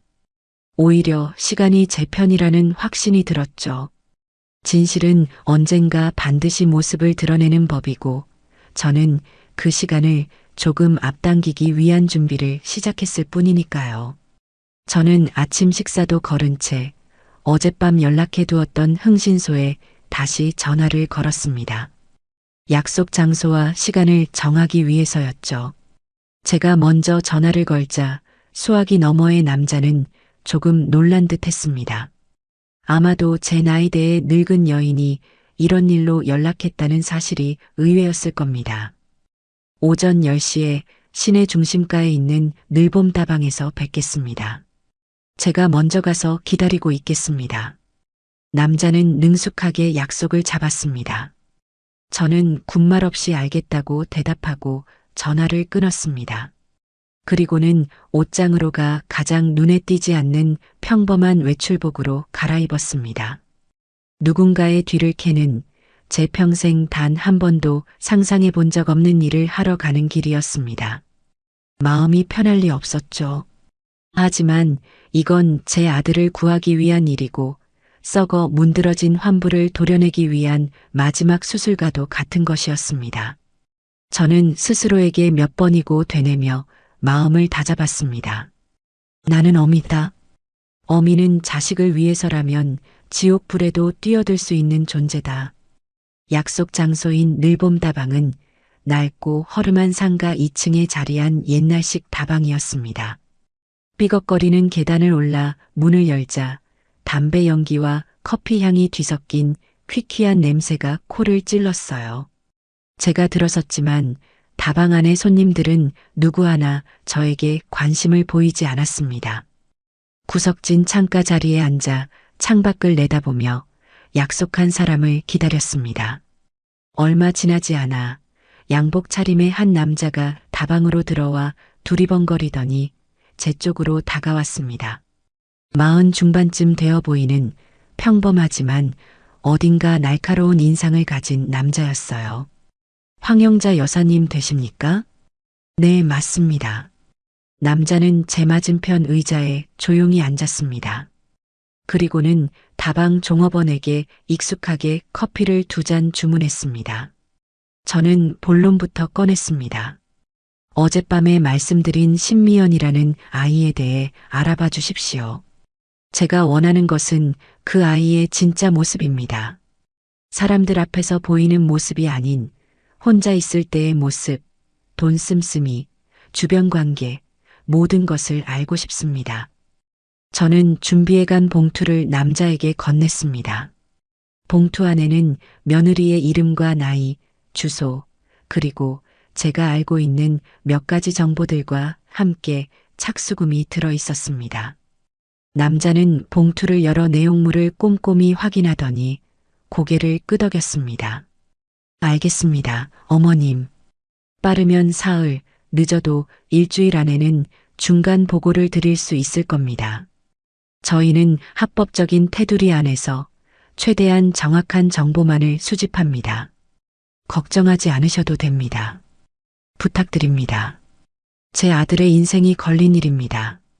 남자는 제 눈을 잠시 지그시 바라보더니 알겠다는 듯 다시 한번 고개를 끄덕이고는 자리에서 일어났습니다. 그는 커피가 나오기도 전에 다방을 나섰고 저는 홀로 남아 식어가는 물잔만 만지작거렸습니다. 과연 잘하는 짓일까? 이렇게까지 해야만 하는 걸까? 하지만 이미 주사위는 던져졌습니다. 저는 이제 결과를 기다리는 수밖에 없었어요. 그 후 며칠 동안 저는 지옥 같은 시간을 보냈습니다. 아들에게서는 여전히 아무런 연락이 없었습니다. 아마 아들 녀석도 며느리와 저 사이에서 어떻게 해야 할지 몰라 이러지도 저러지도 못한 채 힘든 시간을 보내고 있겠죠. 며느리에게 사실을 추궁하고 싶어도 조작된 멍자국 사진 앞에서 오히려 큰 소리치는 아내의 모습에 기가 막혀 아무 말도 못하고 있을지도 모릅니다. 저는 일부러 더 바쁘게 움직였습니다. 집안 구석구석을 쓸고 닦고 묵은 빨래를 꺼내 삶았습니다. 장을 봐서 밑반찬을 여러 가지 만들어 냉장고를 채워 넣기도 했어요. 몸을 고되게 움직여야 복잡한 생각들을 잠시나마 잊을 수 있었으니까요. 하지만 밤이 되면 어김없이 불안감이 저를 덮쳐왔습니다. 만약 며느리에게 아무런 문제가 없다면? 만약 그 아이가 정말 스트레스 때문에 잠시 이성을 잃었던 것이고 제가 너무 과민하게 반응한 것이라면? 그렇다면 저는 아들과 며느리 사이를 갈라놓으려 한 악독한 시어머니가 되는 것이었습니다. 그런 생각이 들 때마다 심장이 철렁 내려앉는 것 같았어요. 그렇게 피를 말리는 사흘이 지났습니다. 나흘째 되던 날 오후 모르는 번호로 전화가 걸려왔습니다. 심장이 쿵쾅거렸어요. 제가 기다리던 전화였습니다. 황영자 여사님, 접니다. 중간 보고 드릴 것이 있어 연락드렸습니다. 네. 그래서 뭐 알아낸 것이 있습니까? 자료가 좀 방대해서 전화로 말씀드리기는 어렵습니다. 괜찮으시다면 지금 댁 근처로 가서 자료를 직접 전해드려도 되겠습니까? 네. 그렇게 해주세요. 집 주소는? 저는 남자에게 집 주소를 알려주고 초조하게 그를 기다렸습니다. 30분쯤 지났을까 현관 초인종이 울렸습니다. 문을 열자 며칠 전 다방에서 만났던 그 남자가 서류 봉투 하나를 들고 서 있었습니다. 남자는 봉투만 건네주고는 아무 말 없이 돌아갔습니다. 저는 떨리는 손으로 봉투를 받아들고 현관문을 닫았습니다. 봉투는 생각보다 묵직했어요. 식탁 의자에 앉아 저는 크게 심호흡을 한번 하고는 봉투의 입구를 뜯었습니다. 안에는 수십 장의 서류와 사진들이 들어 있었습니다. 저는 서류 뭉치 맨 위에 있는 요약 보고서부터 읽어 내려가기 시작했습니다. 보고서의 내용은 충격적이었습니다. 제 예상을 훨씬 뛰어넘는 끔찍한 진실들이 빼곡하게 적혀 있었어요. 첫째, 며느리 신미연은 여러 개의 제2금융권과 대부업체에서 총 1억 원이 넘는 빚을 지고 있었습니다. 아들 몰래 자신의 명의로 받은 대출들이었죠. 대출금의 용도는 대부분 주식 투자와 명품 쇼핑이었습니다. 둘째, 며느리는 마이너스의 손이라 불릴 정도로 끔찍한 주식 투자 실력을 가지고 있었습니다. 대출금으로 받은 돈의 대부분을 주식으로 잃었고 손실을 만회하기 위해 더 큰 대출을 받는 악순환을 반복하고 있었어요. 최근에는 증권사로부터 반대 매매, 즉 강제 청산을 당할 위기에 처해 있었다고 합니다. 셋째, 며느리의 알뜰살뜰한 생활은 모두 거짓이었습니다. 아들에게는 아끼고 절약하는 척하면서 뒤로는 백화점 VIP 라운지를 드나들고 평일 낮에는 고급 스파와 피부 관리실에서 시간을 보냈습니다. 보고서에 첨부된 사진들에는 제가 한 번도 본 적 없는 명품 가방과 옷을 걸치고 친구들과 어울리는 며느리의 모습이 선명하게 찍혀 있었습니다. 넷째, 며느리는 제가 아들 부부에게 선물했던 예물과 귀금속들을 대부분 중고 명품 거래 사이트를 통해 팔아치운 상태였습니다. 심지어 아들이 결혼 전에 자기 돈으로 사주었던 다이아 목걸이마저 팔아넘겼더군요. 저는 서류를 읽어 내려가는 동안 손이 부들부들 떨리는 것을 주체할 수 없었습니다. 숨이 가빠오고 눈앞이 아찔했어요. 이것이 내 며느리의 진짜 모습이었습니다. 아들 앞에서는 현모양처인 척, 알뜰한 아내인 척 연기하면서 뒤로는 남편을 기만하고 빚더미에 올라앉아 사치와 허영을 일삼는 이중적인 삶을 살아왔던 겁니다. 그날 저에게 그토록 모질게 굴었던 이유도 이제야 명확해졌습니다. 빚 독촉과 주식 투자 실패로 인한 극심한 스트레스 속에서 만만한 시어머니인 제가 좋은 먹잇감이 되었던 것이죠. 제가 정성껏 만들어간 갈비찜은 그저 자신의 스트레스를 터뜨리기 위한 방아쇠에 불과했던 겁니다. 모든 것을 알고 나니 분노보다 더 큰 슬픔과 허탈함이 밀려왔습니다. 내 아들, 불쌍한 내 아들. 저런 여자를 믿고 저런 여자를 위해 밤낮으로 일하며 자신의 모든 것을 바쳤던 겁니다. 제 아들의 순정과 사랑이 저 사악한 아이에게는 그저 자신의 욕망을 채우기 위한 수단에 불과했던 것이죠. 저는 더 이상 망설이지 않았습니다. 이 진실을 제 아들이 직접 보게 해야만 했습니다. 이 썩어 빠진 결혼 생활을 제 손으로 끝내줘야만 했습니다. 저는 보고서와 증거 자료들을 다시 봉투에 가지런히 챙겨 넣었습니다. 이제 반격의 칼은 제 손에 쥐어졌습니다. 저는 조용히 그러나 그 어느 때보다 단단한 목소리로 혼잣말을 내뱉었습니다. 신미연, 이제 모든 게 끝났다. 손에 증거를 쥐고 나니 제 마음은 놀랍도록 평온해졌습니다. 더 이상 불안해하거나 망설일 이유가 없었죠. 이제 남은 것은 이 진실을 관련된 모든 사람들에게 공개하고 그들의 진짜 얼굴을 확인하는 것뿐이었습니다. 저는 가장 먼저 아들에게 전화를 걸었습니다. 며칠 만에 듣는 아들의 목소리는 지칠 대로 지쳐 있었습니다. 엄마, 진성아, 몸은 괜찮냐? 응, 괜찮아. 이번 주 토요일 오후 2시 너희 집에서 보자. 너랑 네 아내 신미연 그리고 장인 장모님까지 모두 모이도록 해라.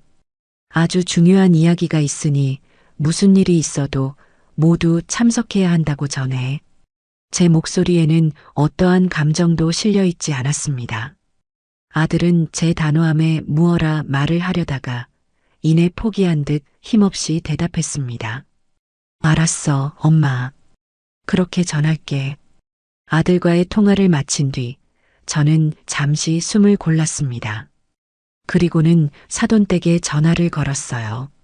며느리의 어머니, 즉 사부인과는 그동안 왕래가 잦지는 않았지만 그래도 명절이나 가족 행사가 있을 때마다 얼굴을 보며 나쁘지 않은 관계를 유지해 왔습니다. 하지만 오늘 이후로 그 관계는 완전히 끝장나게 될 것이었습니다. 전화를 받자마자 사부인은 잔뜩 날이 선 목소리로 저를 쏘아붙였습니다. 어머, 사부인. 웬일이세요? 우리 미연이한테 사과하시려고 전화하신 건가요? 벌써 며느리에게 모든 이야기를 전해 듣고 저를 천하의 몹쓸 시어머니로 만들어 놓은 모양이었습니다. 저는 사부인의 가시돋친 말에 조금도 동요하지 않고 차분하게 용건을 말했습니다. 사부인, 이번 주 토요일 오후 2시에 진성이 집에서 뵙고 싶습니다. 사장님과 함께 꼭 와주셨으면 합니다. 따님 문제로 드릴 말씀이 있습니다. 우리 딸 문제요? 우리 딸이 뭘 어쨌다고요? 사부인이야말로 우리 금쪽 같은 딸 머리채 잡고 흔들었다면서요. 지금 제정신이세요? 우리 미연이가 얼마나 여리고 착한 애인데 그 여리고 착한 따님에 대한 이야기이니 꼭 오셔야 할 겁니다. 와서 보시면 그리고 제 이야기를 들어보시면 모든 것을 알게 되실 겁니다. 만약 오지 않으신다면 저는 이 이야기를 들고 다른 곳으로 찾아갈 수밖에 없습니다. 예를 들면 사장님 회사 같은 곳 말이죠. 저의 마지막 말은 은근한 협박이었습니다. 사돈 내외가 어떤 사람들인지 잘은 모르지만 적어도 체면과 평판을 중요하게 생각할 것이라는 계산이 있었죠. 제 말에 사부인은 잠시 말을 잇지 못하더니 이내 기분 나쁜 목소리로 전화를 끊었습니다. 알았어요. 가면 될 거 아니에요. 가서 우리 딸이 얼마나 억울한 일을 당했는지 내가 똑똑히 밝혀줄 테니 각오하세요. 그렇게 모든 약속이 정해졌습니다. 결전의 날이 밝았고 저는 아침 일찍부터 일어나 몸단장을 했습니다. 가장 단정하고 깨끗한 옷을 골라 입고 머리도 단정하게 빗어 넘겼습니다. 초라하거나 흥분한 모습을 보여서는 안 되었으니까요. 저는 피해자가 아니라 이 모든 상황을 바로잡고 심판을 내릴 사람이었습니다. 약속 시간보다 조금 이르게 아들 집에 도착했습니다. 집안은 쥐 죽은 듯 조용했어요. 아들은 소파에 멍하니 앉아 있었고 며느리는 방에서 나오지도 않고 있었습니다. 저는 아들 옆에 앉지 않고 식탁 의자를 끌어다 모두를 마주 볼 수 있는 자리에 앉았습니다. 그리고는 가방에서 서류 봉투를 꺼내 테이블 위에 올려놓았습니다. 잠시 후 현관 초인종이 울리고 사돈 부부가 기세등등한 표정으로 들어섰습니다. 그들 뒤로 눈이 퉁퉁 부은 며느리가 고개를 푹 숙인 채 따라 들어왔어요. 누가 보면 정말 큰일을 당한 피해자의 모습이었습니다. 사돈 부부는 거실로 들어서자마자 저를 향해 공격적으로 말을 쏟아냈습니다. 사부인, 대체 이게 무슨 경우 없는 짓입니까? 사람을 오라가라 하고 앉자마자 이게 무슨 짓이에요? 사돈 어른이 테이블 위에 놓인 서류 봉투를 턱짓으로 가리키며 소리쳤습니다. 며느리의 어머니는 딸의 옆으로 가 어깨를 감싸 안으며 마치 제가 금방이라도 자기 딸을 해칠 것처럼 경계했습니다. 여보, 진정해요. 사부인이 무슨 말씀을 하시는지 일단 드러나 봅시다. 우리 미연이가 얼마나 착하고 효심이 깊은데 저렇게 모함하는 이유가 분명 따로 있겠죠. 저는 그들의 위선적인 모습을 지켜보았습니다. 그리고 모두가 자리에 앉자 조용히 입을 열었습니다. 오늘 이렇게 모두 모이자고 한 이유는 제 며느리, 아니 사돈의 따님인 신미연 씨의 진짜 모습을 모두가 알아야 할 것 같아서입니다. 뭐라고요? 우리 딸의 진짜 모습이라니 그게 무슨 말입니까? 사부인께서는 따님이 정말 착하고 효심이 깊다고 생각하십니까? 남편 몰래 1억이 넘는 빚을 지고 그 돈으로 명품을 사들이고 주식 투자를 하다 날리는 딸이 착한 딸입니까? 제 말이 떨어지자마자 거실의 공기가 순간 얼어붙었습니다. 사돈 부부는 물론이고 아들 진성이마저 눈이 동그래져 저를 쳐다보았어요. 오직 며느리 신미연만이 얼굴이 새하얗게 질린 채 고개를 더욱 깊이 숙일 뿐이었습니다. 저는 테이블 위에 놓인 봉투를 열어 그 안의 서류들을 하나씩 꺼내 테이블 위에 펼쳐놓기 시작했습니다. 이것은 신미연 씨의 이름으로 발급된 대출 계약서들입니다. 제2금융권, 대부업체, 종류도 다양하더군요. 총액은 1억 2천만 원이 넘습니다.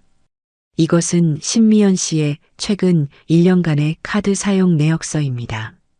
백화점 명품관과 고급 레스토랑에서 수천만 원을 썼더군요.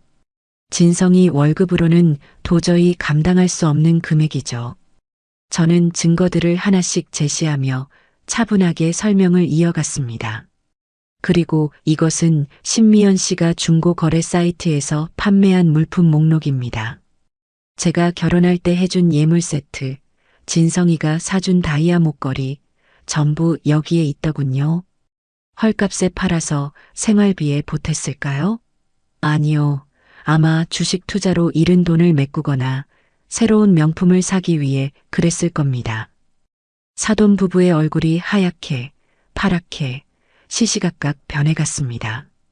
처음에 그 기세등등하던 모습은 온데간데 없이 당혹감과 충격에 빠져 아무 말도 하지 못하고 서류만 멍하니 내려다보고 있었어요. 마지막으로 이 사진들을 보시죠.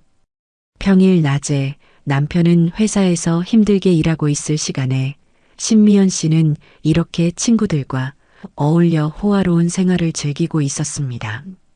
이 모습이 사돈 부부가 말씀하시는 여리고 착한 따님의 진짜 모습입니다. 제가 수십 장의 사진들을 테이블 위에 흩뿌리자 사부인은 결국 어머나 하는 비명을 내지르며 뒷목을 잡았습니다. 모든 것이 명백한 증거와 함께 드러나자 더 이상 빠져나갈 구멍이 없다는 것을 그들도 깨달은 것이죠. 자, 이제 말씀해 보시죠. 제가 왜 당신들의 금쪽 같은 딸에게 막말을 하고 애를 다치게 만들었다는 누명을 써야만 했는지, 제가 왜 새벽부터 일어나 만들어간 갈비찜을 음식물 쓰레기라는 소리를 들으며 내쫓겨야만 했는지, 이 모든 것의 이유가 바로 여기에 있었습니다. 저는 테이블 위에 펼쳐진 서류들을 손으로 가리키며 말했습니다. 거실은 무거운 침묵에 잠겼습니다. 모두가 충격에 빠져 있었고 그 중심에는 고개를 들지 못하는 제 며느리 신미연이 있었습니다. 이제 이 거짓 연극을 끝낼 시간이었습니다. 무거운 침묵을 먼저 깬 것은 제 아들 진성이었습니다.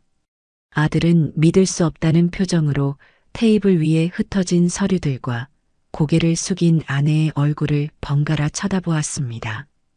그 눈동자는 심하게 흔들리고 있었어요.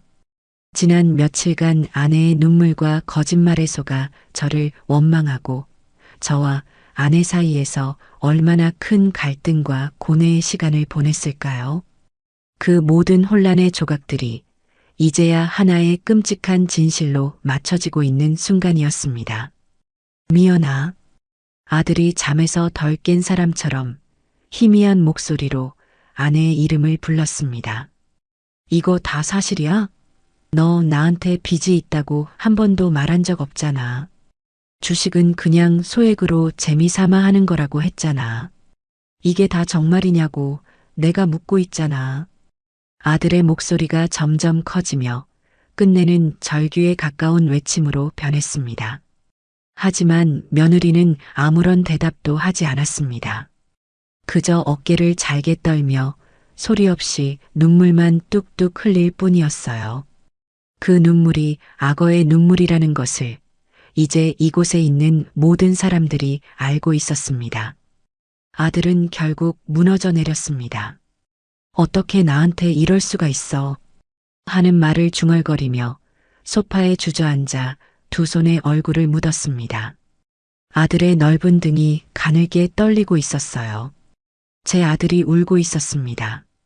자신의 아내에게 처절하게 배신당한 한 남자가 자신의 사랑과 믿음이 산산조각 난 절망감에 소리 죽여 울고 있었습니다. 그 모습을 보는 제 가슴은 갈기갈기 찢어지는 듯 아팠습니다. 하지만 저는 다가가서 아들을 안아주거나 위로하지 않았습니다. 지금은 제 아들이 스스로의 힘으로 이 고통을 마주하고 현실을 직시해야만 하는 시간이었습니다. 바로 그때였습니다. 궁지에 몰려 어쩔 줄 몰라 하던 사돈 어른이 갑자기 벌떡 일어나 테이블을 주먹으로 내리쳤습니다. 지금 이게 무슨 짓들이야? 사람 하나를 이렇게 매장시켜도 되는 거냐고. 저는 어이가 없어서 사돈 어른을 쳐다보았습니다. 매장이라니요. 잘못을 저지른 사람은 자신의 딸인데 어째서 저에게 화를 내는 것인지 이해할 수가 없었습니다. 사장님, 지금 제정신이십니까? 잘못을 한 것은 따님입니다. 저는 그저 진실을 밝혔을 뿐이고요. 진실? 이게 무슨 진실이야? 그래, 우리 딸이 빚 좀 졌다. 주식 투자하다 돈 좀 잃었다. 그게 뭐 그렇게 죽을 죄야? 젊은 나이에 그럴 수도 있는 거지. 그럴 수도 있는 일이요? 남편 몰래 1억이 넘는 빚을 지고 시어머니가 사준 예물까지 팔아치우는 게 그럴 수도 있는 일이라는 말씀이십니까? 제 반문에 사돈 어른은 잠시 말문이 막히는 듯 하더니 더욱 기가 막힌 논리를 펼치기 시작했습니다. 아니, 결혼했으면 부부는 일심동체 아니야. 마누라가 빚이 있으면 남편이 갚아줄 수도 있는 거지. 그걸 가지고 이렇게 사람을 망신을 줘? 사내가 되어서 그것도 못 해주나? 이서방, 자네는 어떻게 생각하나? 자네 마누라가 저렇게 힘들어하는데 남편이라는 놈이 가만히 앉아서 울기만 할 건가? 사돈 어른은 이제 화살을 제 아들에게로 돌렸습니다. 우는 아들의 등을 거칠게 떠밀며 남자답지 못하다고 윽박지르기 시작했어요. 그야말로 적반하장이었습니다. 잘못을 뉘우치고 사과를 하기는커녕 오히려 피해자인 제 아들을 가해자로 몰아가고 있었습니다. 옆에 있던 사부인도 거들고 나섰습니다. 언제 뒷목을 잡았냐는 듯 그녀는 눈물을 닦아내며 앙칼진 목소리로 소리쳤습니다. 맞아요. 우리 미연이가 오죽했으면 그랬겠어요. 다 당신 아들이 벌어다주는 돈이 시원치 않으니까 돈 좀 불려보려고 그랬던 거 아니겠어요. 그리고 시어머니라는 분은 며느리가 힘들 때 다독여줄 생각은 안 하고 이렇게 첩자까지 사서 뒷조사를 해요? 정말 무서운 분이시네, 사부인. 저는 그들의 뻔뻔함에 헛웃음이 나왔습니다. 아, 이런 부모 밑에서 자랐으니 저런 딸이 나오는 것이구나. 잘못을 인정하고 책임지는 법을 배우지 못하고 어떻게든 남 탓을 하고 빠져나갈 궁리만 하는 사람들. 더 이상 이들과는 단 한마디의 말도 섞고 싶지 않았습니다. 이 집안과는 상종할 가치조차 없다는 것을 깨달았습니다. 저는 조용히 자리에서 일어났습니다. 제 행동에 시끄럽게 소리치던 사돈 부부의 시선이 저에게로 향했습니다. 저는 그들을 한심하다는 듯이 한번 훑어본 뒤 여전히 울고 있는 제 아들에게로 시선을 옮겼습니다. 진성아. 제 부름에 아들이 천천히 고개를 들었습니다. 눈물로 엉망이 된 얼굴이 제 가슴을 아프게 찔렀습니다. 이제 네 눈으로 똑똑히 봤고 네 귀로 똑똑히 들었을 것이다. 저 사람들이 어떤 사람들인지 그리고 네가 아내로 맞은 여자가 어떤 여자인지. 나는 더 이상 아무 말도 하지 않겠다. 저는 잠시 말을 멈추고 숨을 골랐습니다. 그리고는 제 아들에게 그리고 그 자리에 있는 모두에게 들리도록 마지막 말을 남겼습니다. 선택은 여전히 네 몫이다. 네 인생이니까. 그 말을 끝으로 저는 사돈 부부에게는 눈길조차 주지 않고 며느리는 벌레 보듯 한번 쳐다본 뒤 몸을 돌려 현관으로 향했습니다. 잠깐만요, 사부인. 이렇게 그냥 가시면 어떡해요. 사부인이 다급하게 저를 붙잡으려 했지만 저는 돌아보지 않았습니다. 오늘부로 우리는 아무 사이도 아닙니다. 그러니 더 이상 저를 그렇게 부르지 마십시오. 당신들의 그 금쪽 같은 따님 잘 데리고 돌아가세요. 저는 현관문을 열고 밖으로 나왔습니다. 문을 닫기 전 저는 마지막으로 집안을 보았습니다. 사돈 부부는 어쩔 줄 몰라 하며 발을 동동 구르고 있었고 며느리는 이제 대성통곡을 하고 있었습니다. 그리고 제 아들은 텅 빈 눈으로 허공을 응시하고 있었죠. 저는 조용히 문을 닫았습니다. 이제 저 시끄럽고 추악한 연극은 막을 내렸습니다. 아들이 어떤 선택을 하든 저는 그 선택을 존중할 것입니다. 하지만 저는 알고 있었습니다. 제 아들은 결코 어리석은 선택을 하지 않을 것이라는 것을요. 저는 그 어느 때보다 가벼운 발걸음으로 제 아들의 집을 나섰습니다. 제가 그 아수라장을 뒤로하고 집으로 돌아온 뒤 세상은 다시 깊은 침묵에 잠겼습니다. 폭풍우가 핥히고 지나간 자리에 남은 고요함은 평화로운 안식이 아니라 모든 것이 파괴된 뒤의 처참한 정적과도 같았죠. 저는 그날 밤 뜬 눈으로 밤을 새웠습니다. 아들이 어떤 선택을 할지 궁금해서가 아니었어요. 아들이 어떤 선택을 하든 그 과정에서 겪어야 할 상처와 고통이 너무나 눈에 선해 어미로서 차마 잠을 이룰 수가 없었던 겁니다. 다음 날 오후가 되어서야 아들에게서 전화가 왔습니다. 수화기 너머로 들려오는 아들의 목소리는 모든 것을 체념한 사람처럼 낮고 메마르게 가라앉아 있었습니다. 엄마, 나 오늘 저녁에 엄마 집에 가도 돼? 그래. 와라. 맛있는 저녁 해놓고 기다리고 있을게. 저는 아무것도 묻지 않았습니다. 그저 따뜻한 저녁 한 끼를 차려놓고 지칠 대로 지친 내 아들이 돌아와 쉴 곳을 마련해 주는 것, 그것이 지금 제가 할 수 있는 유일한 일이었습니다. 저는 시장으로 가 아들이 어릴 적부터 좋아했던 소고기 뭇국이며 고등어 조림에 들어갈 싱싱한 재료들을 사왔습니다.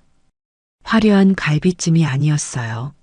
지금 아들에게 필요한 것은 기교를 부린 특별한 음식이 아니라 어릴 적 어머니의 손맛이 담긴 소박하고 따뜻한 위로라는 것을 알고 있었기 때문입니다. 저녁 무렵 아들이 집으로 들어섰습니다. 며칠 사이에 얼굴이 반쪽이 되어 있었어요. 퀭한 눈과 까칠한 수염, 구겨진 옷차림은 그가 얼마나 힘든 시간을 보냈는지를 고스란히 보여주고 있었습니다. 아들은 아무 말 없이 식탁에 앉았고 저 또한 아무 말 없이 따뜻한 밥과 국을 퍼주었습니다. 우리는 한참 동안이나 말없이 밥만 먹었습니다. 달그락거리는 수저 소리만이 어색한 침묵을 채우고 있었죠. 아들은 국에 밥을 말아 억지로 몇 술 뜨는가 싶더니 이내 수저를 내려놓았습니다. 그리고는 오랫동안 참아왔던 숨을 토해내듯 길고 깊은 한숨을 내쉬었습니다. 엄마, 내가 다 망쳤어. 내 인생을 내가 다 망친 것 같아. 아들의 목소리가 가늘게 떨리고 있었습니다. 저는 조용히 아들의 맞은편으로 가서 앉았습니다. 어떻게 됐니? 어젯밤 장인 장모님 돌아가시고 나서 미연이랑 둘이 얘기했어. 마지막으로 기회를 줬지. 지금이라도 다 솔직하게 털어놓고 잘못했다고 빌면 내가 어떻게든 빚 갚아주고 다시 시작해볼 생각도 아주 없지는 않았으니까. 아들의 말에 저는 가슴이 철렁했습니다. 저런 끔찍한 일을 겪고도 아들은 마지막까지 가정을 지키려 했던 겁니다. 제 아들이 그만큼 순하고 어쩌면 어리석을 만큼 정이 많은 녀석이었습니다. 그런데 그 여자는 끝까지 거짓말을 하더군. 빚은 친구 보증을 잘못 써줘서 생긴 거고 예물은 도둑 맞았는데 무서워서 나한테 말 못한 거라고. 명품 사진은 친구들 거 빌려서 그냥 한번 찍어본 거라고. 엄마, 세상에 말이 되는 소리를 해야 믿어주지. 내 눈앞에 증거 서류들이 뻔히 있는데도 그렇게 눈 하나 깜짝 안 하고 거짓말을 하는 사람이라는 게 너무 무서웠어. 아들의 눈시울이 붉어졌습니다. 사랑했던 아내의 배신보다 마지막 순간까지 자신을 기만하는 그 모습에 더 큰 절망감을 느꼈던 것이죠. 그래서 오늘 아침에 이혼 서류 내밀었어. 도저히 같이 못 살겠다고. 처음에는 울고불고 매달리다가 내가 끝까지 단호하게 나가니까 갑자기 돌변하더라고. 그래, 이혼해. 대신 재산 분할 똑바로 해줘야 할 거야. 이 집도 당신 재산도 절반은 내 거니까. 하고 소리치는데 정이 뚝 떨어지다 못해 온몸에 소름이 돋았어. 저는 아들의 어깨를 조용히 토닥여 주었습니다. 잘했다, 못했다. 그런 말을 할 필요가 없었어요. 아들은 이미 스스로 가장 힘든 결정을 내리고 온 참이었습니다. 그날부터 아들은 저희 집에서 함께 지내기 시작했습니다. 이혼 절차는 생각보다 신속하게 진행되었습니다. 며느리 아니, 이제는 그저 신미연이라고 불러야 할 그 여자가 유책 배우자임이 명백했고 제가 모아둔 증거 자료들이 결정적인 역할을 했기 때문이었죠. 그 여자는 마지막까지 재산 분할을 요구하며 버텼지만 변호사는 어림도 없는 소리라며 일축했습니다. 오히려 남편의 재산을 축낸 것에 대한 책임을 물을 수도 있다는 말에 결국에는 아무것도 받지 못하고 도장 찍는 것에 동의했다고 합니다. 아들이 신혼집의 짐을 정리하던 날 저도 함께 따라 나섰습니다. 한때는 제 아들의 행복한 보금자리였던 그곳은 이제 텅 비고 차가운 공간이 되어 있었습니다. 아들은 자신의 옷가지와 책 몇 권만을 챙겼습니다. 나머지 가구와 살림살이는 모두 그 여자에게 처분하라고 주기로 했어요. 단 한 조각의 미련도 남기고 싶지 않다는 뜻이었습니다. 짐을 챙겨 나오던 길에 아들이 현관문 앞에 멈춰 섰습니다. 그리고는 한참 동안이나 문을 바라보더니 저를 돌아보며 말했습니다. 엄마 미안해. 뭐가 미안하냐? 그때 엄마가 갈비찜 들고 왔던 날, 엄마가 나한테 전화했을 때 내가 엄마 말보다 그 여자 말을 더 믿었잖아. 엄마가 먼저 뭐라고 했을 거라고, 오해일 거라고 그렇게 엄마 가슴에 대못을 박았잖아. 정말 미안해, 엄마. 저는 말없이 아들을 바라보았습니다. 아들의 눈에는 진심 어린 후회와 미안함이 가득 담겨 있었어요. 괜찮다. 어미는 원래 자식에게 그런 존재다. 늘 믿어주고, 늘 기다려주고, 그래도 안 되면 마지막에는 대신 총대를 메어주는 존재. 그러니 너는 아무것도 미안해할 것 없다. 제 말에 아들은 결국 참았던 눈물을 터뜨렸습니다. 어른이 된 후 아들이 제 앞에서 그렇게 서럽게 우는 모습은 처음이었습니다. 저는 아무 말 없이 다가가 제 아들보다 훨씬 작아진 몸으로 훌쩍 커버린 아들의 등을 가만히 안아주었습니다. 괜찮다, 내 아들아. 다 괜찮다. 이제 모든 것이 끝났고 다시 시작하면 된단다. 시간은 더디지만 분명히 앞으로 나아가고 있었습니다. 아들은 다시 회사에 열심히 다녔고 주말이면 저와 함께 등산을 가거나 맛있는 음식을 먹으러 다니며 조금씩 예전의 모습을 되찾아갔습니다. 텅 비어있던 아들의 눈에 다시 총기가 돌기 시작했고 웃음을 잃었던 얼굴에 희미한 미소가 번지기 시작했습니다. 그렇게 모든 것이 제자리를 찾아가던 어느 날이었습니다. 이혼 절차가 완전히 마무리되고 법적으로도 두 사람이 완벽한 남남이 되었다는 소식을 들은 날이었죠. 그날 저녁 아들은 퇴근길에 제가 좋아하는 꽃다발을 사들고 왔습니다. 엄마 고마워. 뭐가 고맙냐? 뜬금없이. 엄마 아니었으면 나 아직도 그 지옥 속에서 살고 있었을 거야. 진실이 뭔지도 모른 채 그 여자의 거짓말에 속아서 평생을 불행하게 살았겠지. 엄마가 나를 구해준 거야. 내 인생을 다시 살게 해준 거라고. 아들은 제 앞에 와서 갑자기 큰 절을 올렸습니다. 저는 깜짝 놀라 아들을 일으켜 세웠습니다. 이놈아, 이게 무슨 짓이야? 어미한테 절은 무슨 절이야? 고마워서 그래, 엄마. 그리고 미안해서. 앞으로는 엄마 말 잘 듣는 착한 아들 될게. 다시는 엄마 속 썩이는 일 없을 거야. 정말이야. 아들은 어린아이처럼 웃으며 제 손을 꼭 잡았습니다. 그 따뜻한 온기에 제 마음속에 남아있던 마지막 응어리마저 눈 녹듯 스르르 녹아내리는 것 같았습니다. 그래요, 이걸로 된 겁니다. 제 아들이 다시 웃음을 찾았고 우리 모자의 관계가 그 어느 때보다 단단해졌으니 제가 겪었던 그 모든 수모와 고통은 이제 아무것도 아니었습니다. 길고 길었던 전쟁은 끝났고 우리에게는 상처를 보듬고 나아갈 새로운 날들만이 남아 있었습니다. 봄이 가고 무더운 여름이 왔으며 그 뜨거웠던 태양은 어느덧 힘을 잃고 귀뚜라미 소리가 정겨운 가을이 찾아왔습니다. 그렇게 계절이 한 번 바뀌고 또 한 번 바뀌는 동안 우리의 삶에도 많은 변화가 있었습니다. 시간이라는 약은 생각보다 효능이 좋아서 아들의 얼굴에서는 이혼의 그늘이 완전히 셔나가고 있었습니다. 아들은 다시 안정을 되찾았습니다. 처음 몇 달간은 저희 집에서 함께 지내다가 회사 근처에 작은 오피스텔을 얻어 독립했습니다.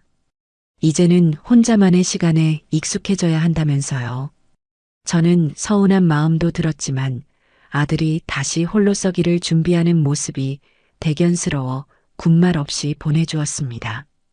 대신 일주일에 한두 번씩은 꼭 저희 집에 들러 함께 저녁을 먹었고 우리는 예전보다 훨씬 더 살갑고 애틋한 모자 사이가 되었죠.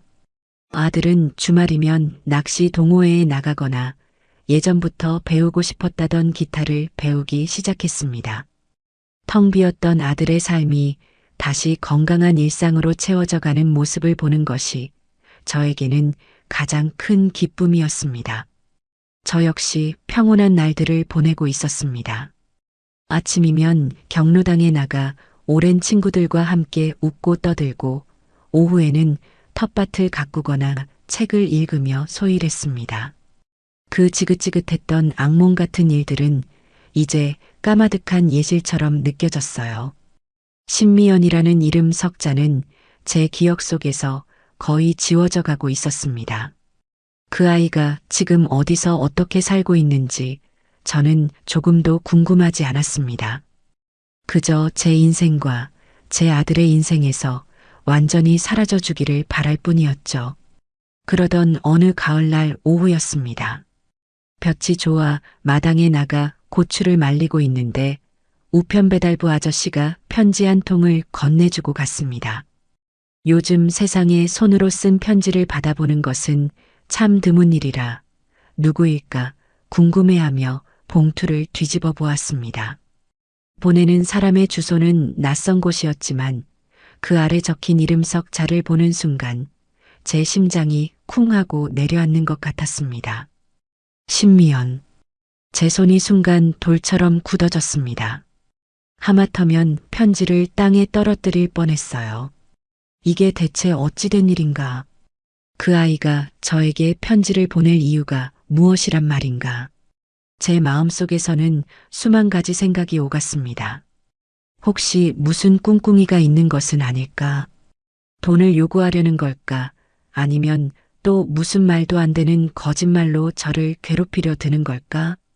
저는 당장이라도 그 편지를 갈기갈기 찢어 쓰레기통에 던져버리고 싶었습니다.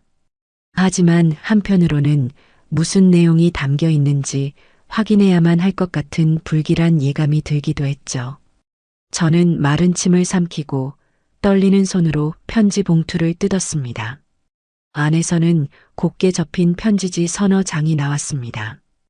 그리고 그 편지지 위에는 제가 예전에 보았던 것과는 사뭇 다른 단정하지만 어딘가 힘이 없는 글씨체가 가득했습니다. 어머님께 이 편지를 쓰기까지 정말 오랜 시간을 망설였습니다. 제 이름 석자를 보는 것만으로도 얼마나 불쾌하고 끔찍하실지 잘 알기에 차마 편지를 붙일 용기가 나지 않았습니다. 하지만 이렇게라도 제 마음을 전하지 않으면 저는 평생 죄책감 속에서 고개를 들지 못하고 살아갈 것 같아 염치불고하고 펜을 듭니다. 어머님, 그리고 진성 씨에게 제가 저지른 잘못은 죽어서도 용서받지 못할 큰 죄라는 것을 잘 알고 있습니다. 이 편지는 용서를 구하기 위해 쓰는 것이 아닙니다. 저는 용서를 받을 자격조차 없는 사람이니까요. 그저 저의 진심 어린 사죄를 단 한 번만이라도 전하고 싶었습니다. 지난 1년간 저는 제가 살아온 인생을 처절하게 돌아보았습니다.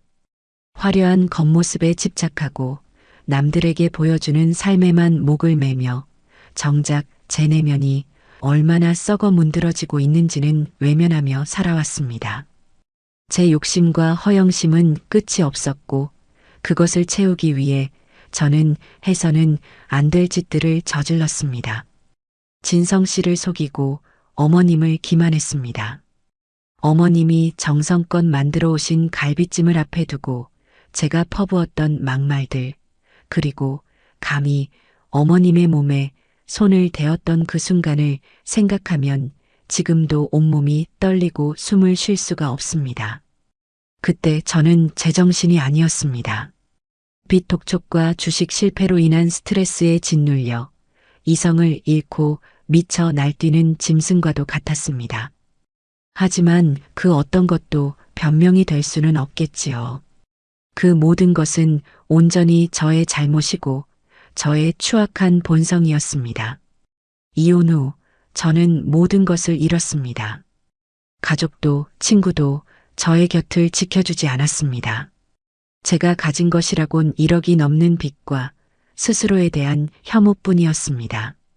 처음 몇 달은 세상을 원망하며 심지어는 어머님과 진성 씨를 원망하며 망가진 삶을 살았습니다. 하지만 어느 날 문득 거울 속에 비친 제 모습을 보는데 제가 너무나 한심하고 혐오스러워 견딜 수가 없었습니다. 이대로 무너질 수는 없다고 생각했습니다. 제가 저지른 잘못을 제 손으로 책임져야만 한다고 결심했습니다. 저는 그날 이후 닥치는 대로 일을 시작했습니다. 낮에는 식당 주방에서 설거지를 하고 밤에는 편의점에서 아르바이트를 합니다. 예전에 입던 화려한 옷과 가방은 모두 팔아서 빚의 일부를 갚았고 지금은 월세 20만 원짜리 작은 고시원 방에서 지내고 있습니다. 하루하루 몸은 고되고 힘들지만 땀 흘려번 돈으로 빚을 갚아나갈 때마다 제가 조금씩 다시 사람이 되어가는 것을 느낍니다. 아직 갚아야 할 돈이 태산같이 남았지만 저는 도망치지 않을 겁니다. 10년이 걸리든 20년이 걸리든 제 힘으로 모든 빚을 다 갚고 새롭게 시작하고 싶습니다. 어머님, 저는 어머님께 평생을 속죄하며 살아갈 것입니다. 부디 건강하게 오래오래 사셨으면 좋겠습니다. 그리고 진성 씨가 좋은 사람 만나 저 때문에 받으셨던 상처 모두 잊고 행복하게 살았으면 좋겠습니다. 마지막으로 한 가지 염치 없는 부탁이 있다는 것을 압니다. 거절하셔도 저는 아무런 원망도 하지 않겠습니다. 그저 딱 한 번만이라도 괜찮으니 어머님을 직접 뵙고 무릎 꿇고 제 잘못을 빌게 해주실 수는 없을까요? 평생의 소원입니다. 안녕히 계십시오. 죄인 신미연 올림. 편지를 다 읽고 났을 때 제 뺨 위로 저도 모르는 눈물 한 줄기가 흐르고 있었습니다. 그 아이를 동정해서도 용서해서도 아니었습니다. 한 인간이 나라까지 떨어졌다가 스스로의 힘으로 다시 일어서려는 그 처절한 몸부림이 느껴져 마음이 복잡하고 아려왔기 때문이었습니다. 저는 그 편지를 들고 한참을 서 있었습니다. 이 아이를 만나야 할까? 만나서 무슨 말을 해야 할까? 제 마음속은 다시 한번 소용돌이치기 시작했습니다. 하지만 한 가지는 분명했습니다. 이 편지는 거짓이나 위선이 아닌 진심으로 쓰였다는 것. 그것만큼은 제 가슴으로 느낄 수 있었습니다. 며칠 밤낮을 고민했습니다. 전 며느리 신미연을 만나야 할지 아니면 이대로 모른 척해야 할지 제 마음속에서는 수십 번도 더 저울이 이리저리 기울었죠. 아들에게 이 사실을 말할까도 생각해봤지만 이내 고개를 저었습니다.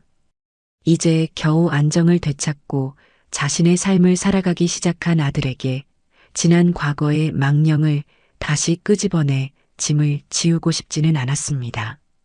이 문제는 온전히 제 몫이었고 제 손으로 매듭을 지어야만 했습니다. 고민 끝에 저는 그 아이를 만나기로 결심했습니다. 누군가를 미워하고 원망하는 마음을 평생 가슴에 품고 사는 것만큼 어리석은 일은 없다는 것을 저는 제 긴 인생을 통해 배워왔으니까요. 제 자신의 평화를 위해서라도 이 지긋지긋한 악연의 고리를 끊어내야만 했습니다. 저는 편지 봉투에 적혀 있던 발신인의 연락처로 짧은 문자 메시지를 보냈습니다. 다음 주 수요일 오후 3시 인사동 찻집 소량에서 봅시다. 굳이 답장은 받지 않았습니다. 그 아이가 약속 장소에 나올 것이라는 것을 저는 왠지 모르게 확신하고 있었습니다. 약속한 날이 되었고 저는 조금 이른 시간에 인사동의 찻집에 도착했습니다. 소량이라는 이름처럼 찻집 안은 은은한 소나무 향과 묵향이 어우러져 마음을 차분하게 가라앉혀 주었습니다. 저는 창가 구석진 자리에 앉아 따뜻한 대추차를 한 잔 주문했습니다. 왁자지껄한 도심의 소음이 멀어지고 찻집 안에는 고요한 평화만이 감돌았습니다. 약속 시간이 가까워오자 찻집 문이 열리고 한 여자가 안으로 들어섰습니다. 한눈에 신미연이라는 것을 알 수 있었지만 제가 기억하던 그 화려하고 오만하던 모습은 온데간데 없었습니다.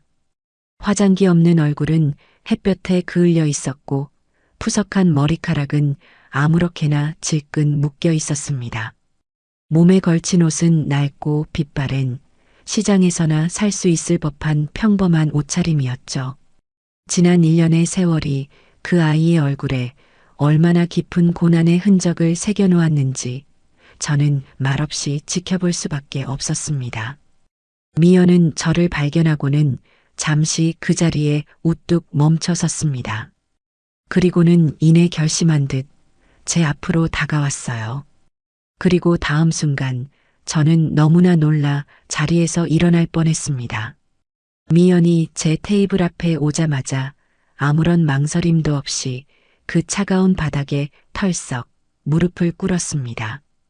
어머님, 찻집 안의 몇몇 손님들의 시선이 우리에게로 쏠렸지만 미연은 아랑곳하지 않았습니다.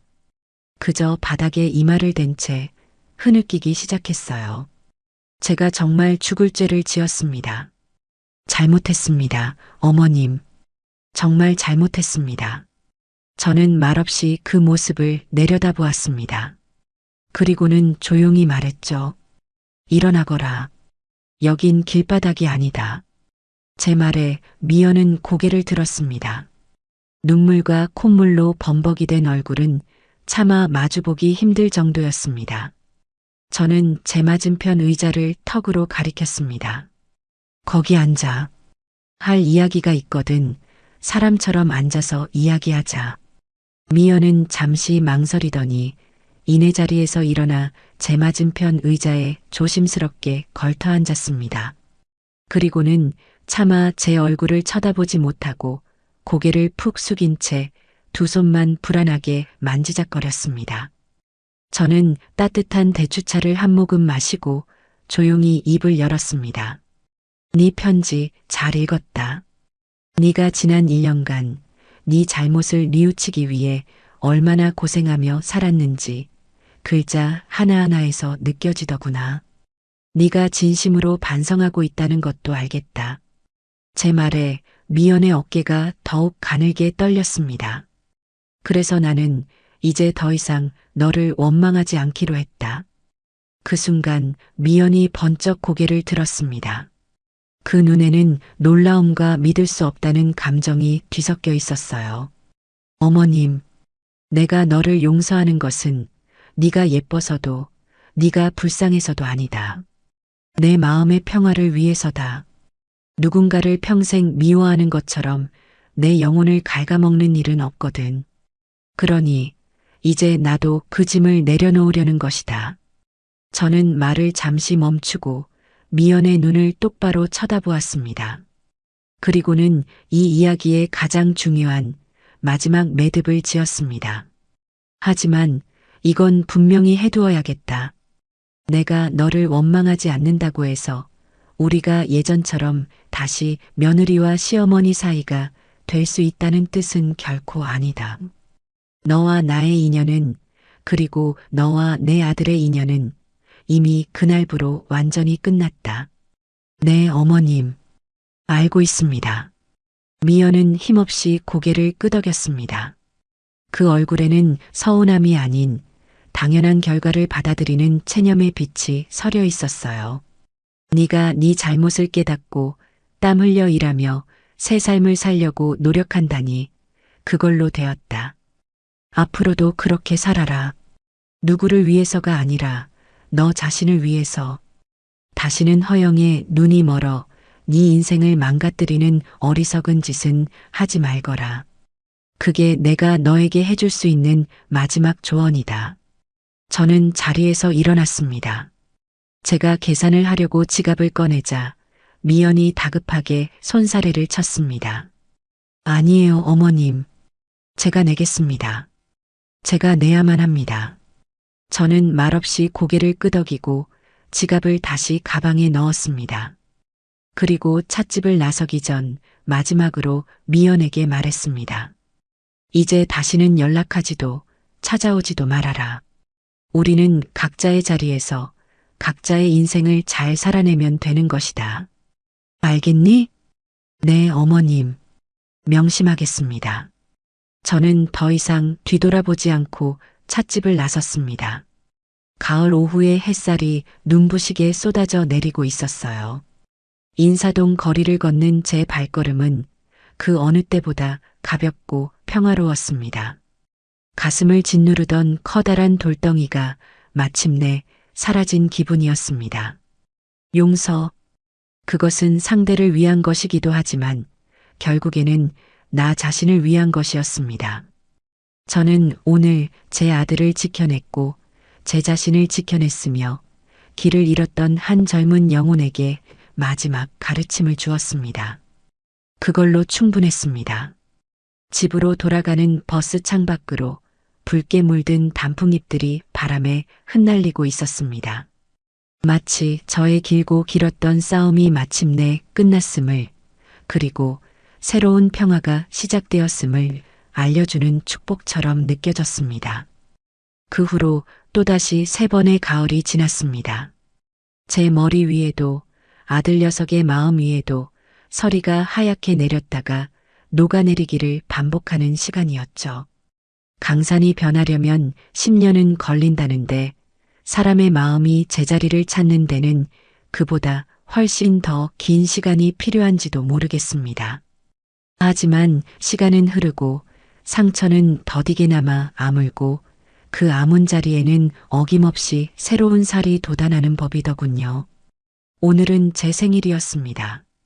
예전 같았으면 아들 녀석이 비싼 식당을 예약하고 어울리지도 않는 외식을 하자며 성화를 부렸을 테지만 이제 우리는 그런 번거로운 기념일은 챙기지 않게 되었어요. 그저 소박하게 집에서 따뜻한 밥 한 끼를 함께 나누는 것. 그것이 우리 모자에게는 세상 그 어떤 진수성찬보다 값진 행복이라는 것을 우리는 너무나 늦게 그리고 너무나 아프게 깨달았기 때문입니다. 저녁 무렵 아들이 작고 소박한 꽃다발을 한 아름안고 집으로 들어섰습니다. 아들의 뒤로는 환한 미소를 지닌 한 여인이 수줍은 듯 따라 들어섰어요. 이름은 박수진. 아들이 2년 전부터 만나기 시작한 참으로 곱고 선한 마음씨를 가진 아가씨입니다. 초등학교 선생님이라는 직업처럼 그 아이의 눈에는 아이들을 닮은 순수함과 따뜻함이 늘 담겨 있었죠. 어머니, 생신 축하드려요. 오래오래 건강하셔야 해요. 수진이는 제가 좋아하는 쑥 향이 나는 떡 케이크를 제 앞에 조심스럽게 내려놓으며 말했습니다. 화려한 생크림 케이크보다 제 입맛을 기억하고 챙겨준 그 마음이 어찌나 예쁘고 고맙던지요. 아이고, 뭘 이런 걸 다 사왔어. 그냥 몸만 와도 되는데. 에이, 엄마. 1년에 딱 한 번뿐인 날인데 이 정도는 받으셔야죠. 수진 씨가 엄마 드리려고 아침부터 떡집 몇 군데를 돌아다녔다고요. 아들 녀석이 제 어깨를 주무르며 너스레를 떨었습니다. 그 모습이 어찌나 행복해 보이는지 저도 모르게 입가에 웃음이 번졌습니다. 예전에 그늘지고 위태로워 보이던 모습은 온데간데 없고 이제 제 아들의 얼굴에는 사랑하는 사람 곁에서 느끼는 편안함과 안정감이 가득했습니다. 우리는 셋이서 조촐한 생일상을 차렸습니다. 제가 끓인 미역국과 아들이 좋아하는 잡채, 그리고 수진이가 집에서 묻혀왔다는 맛깔스러운 나물 반찬 몇 가지가 전부였지만 식탁 위에는 그 어느 때보다 풍성한 웃음꽃이 피어났습니다. 수진이는 밥을 먹는 내내 제 밥그릇이 빌새라 반찬을 집어주고 물을 따라주며 살뜰하게 저를 챙겼습니다. 그 모습에서 억지로 잘 보이려는 가식이나 계산적인 행동은 조금도 찾아볼 수 없었어요. 그저 마음에서 우러나오는 진심 어린 존중과 따뜻함이 느껴질 뿐이었습니다.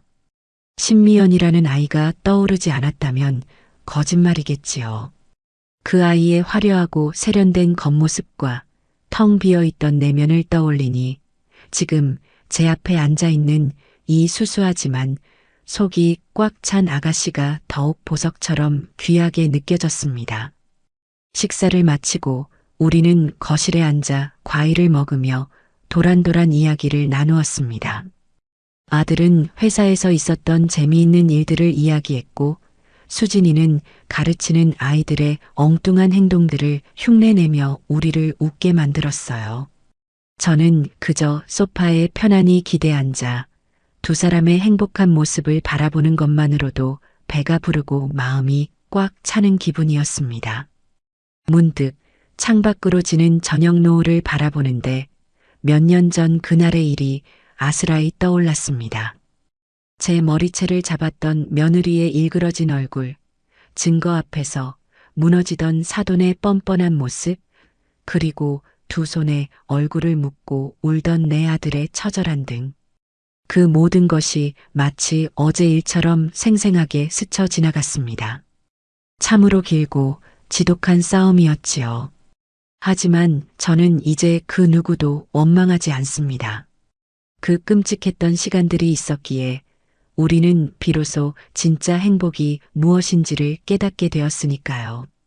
폭풍우가 지나가야 땅이 더욱 굳어지고 혹독한 겨울을 견뎌내야 비로소 아름다운 봄꽃이 피어나는 법이니까요. 신미연 그 아이도 이제는 어디에선가 자신의 죗값을 모두 치르고 편지에서 다짐했던 것처럼 새로운 인생을 살아가고 있기를 저는 진심으로 빌어주었습니다. 그것이 제가 그 아이에게 베풀 수 있는 마지막 자비이자 제 스스로를 위한 완전한 평화였습니다. 엄마, 무슨 생각 그렇게 하세요? 제 생각에 잠긴 모습을 보았는지 아들이 제 손을 잡으며 물었습니다. 저는 아들과 그 옆에 앉은 수진이를 보며 온화하게 미소 지었습니다. 아니다. 그냥 너희들 보고 있으니 참 좋다 싶어서. 내 아들이 저렇게 환하게 웃는 모습을 다시 보게 되어서 이 늙은 어미는 이제 더 바랄 것이 없구나 그런 생각했다. 제 말에 아들의 눈가가 촉촉해졌습니다. 수진이는 그런 아들의 손을 가만히 잡아주었고요. 그 모습을 보니 이제는 정말 제 아들을 이 아이에게 맡겨도 되겠다는 확신이 들었습니다.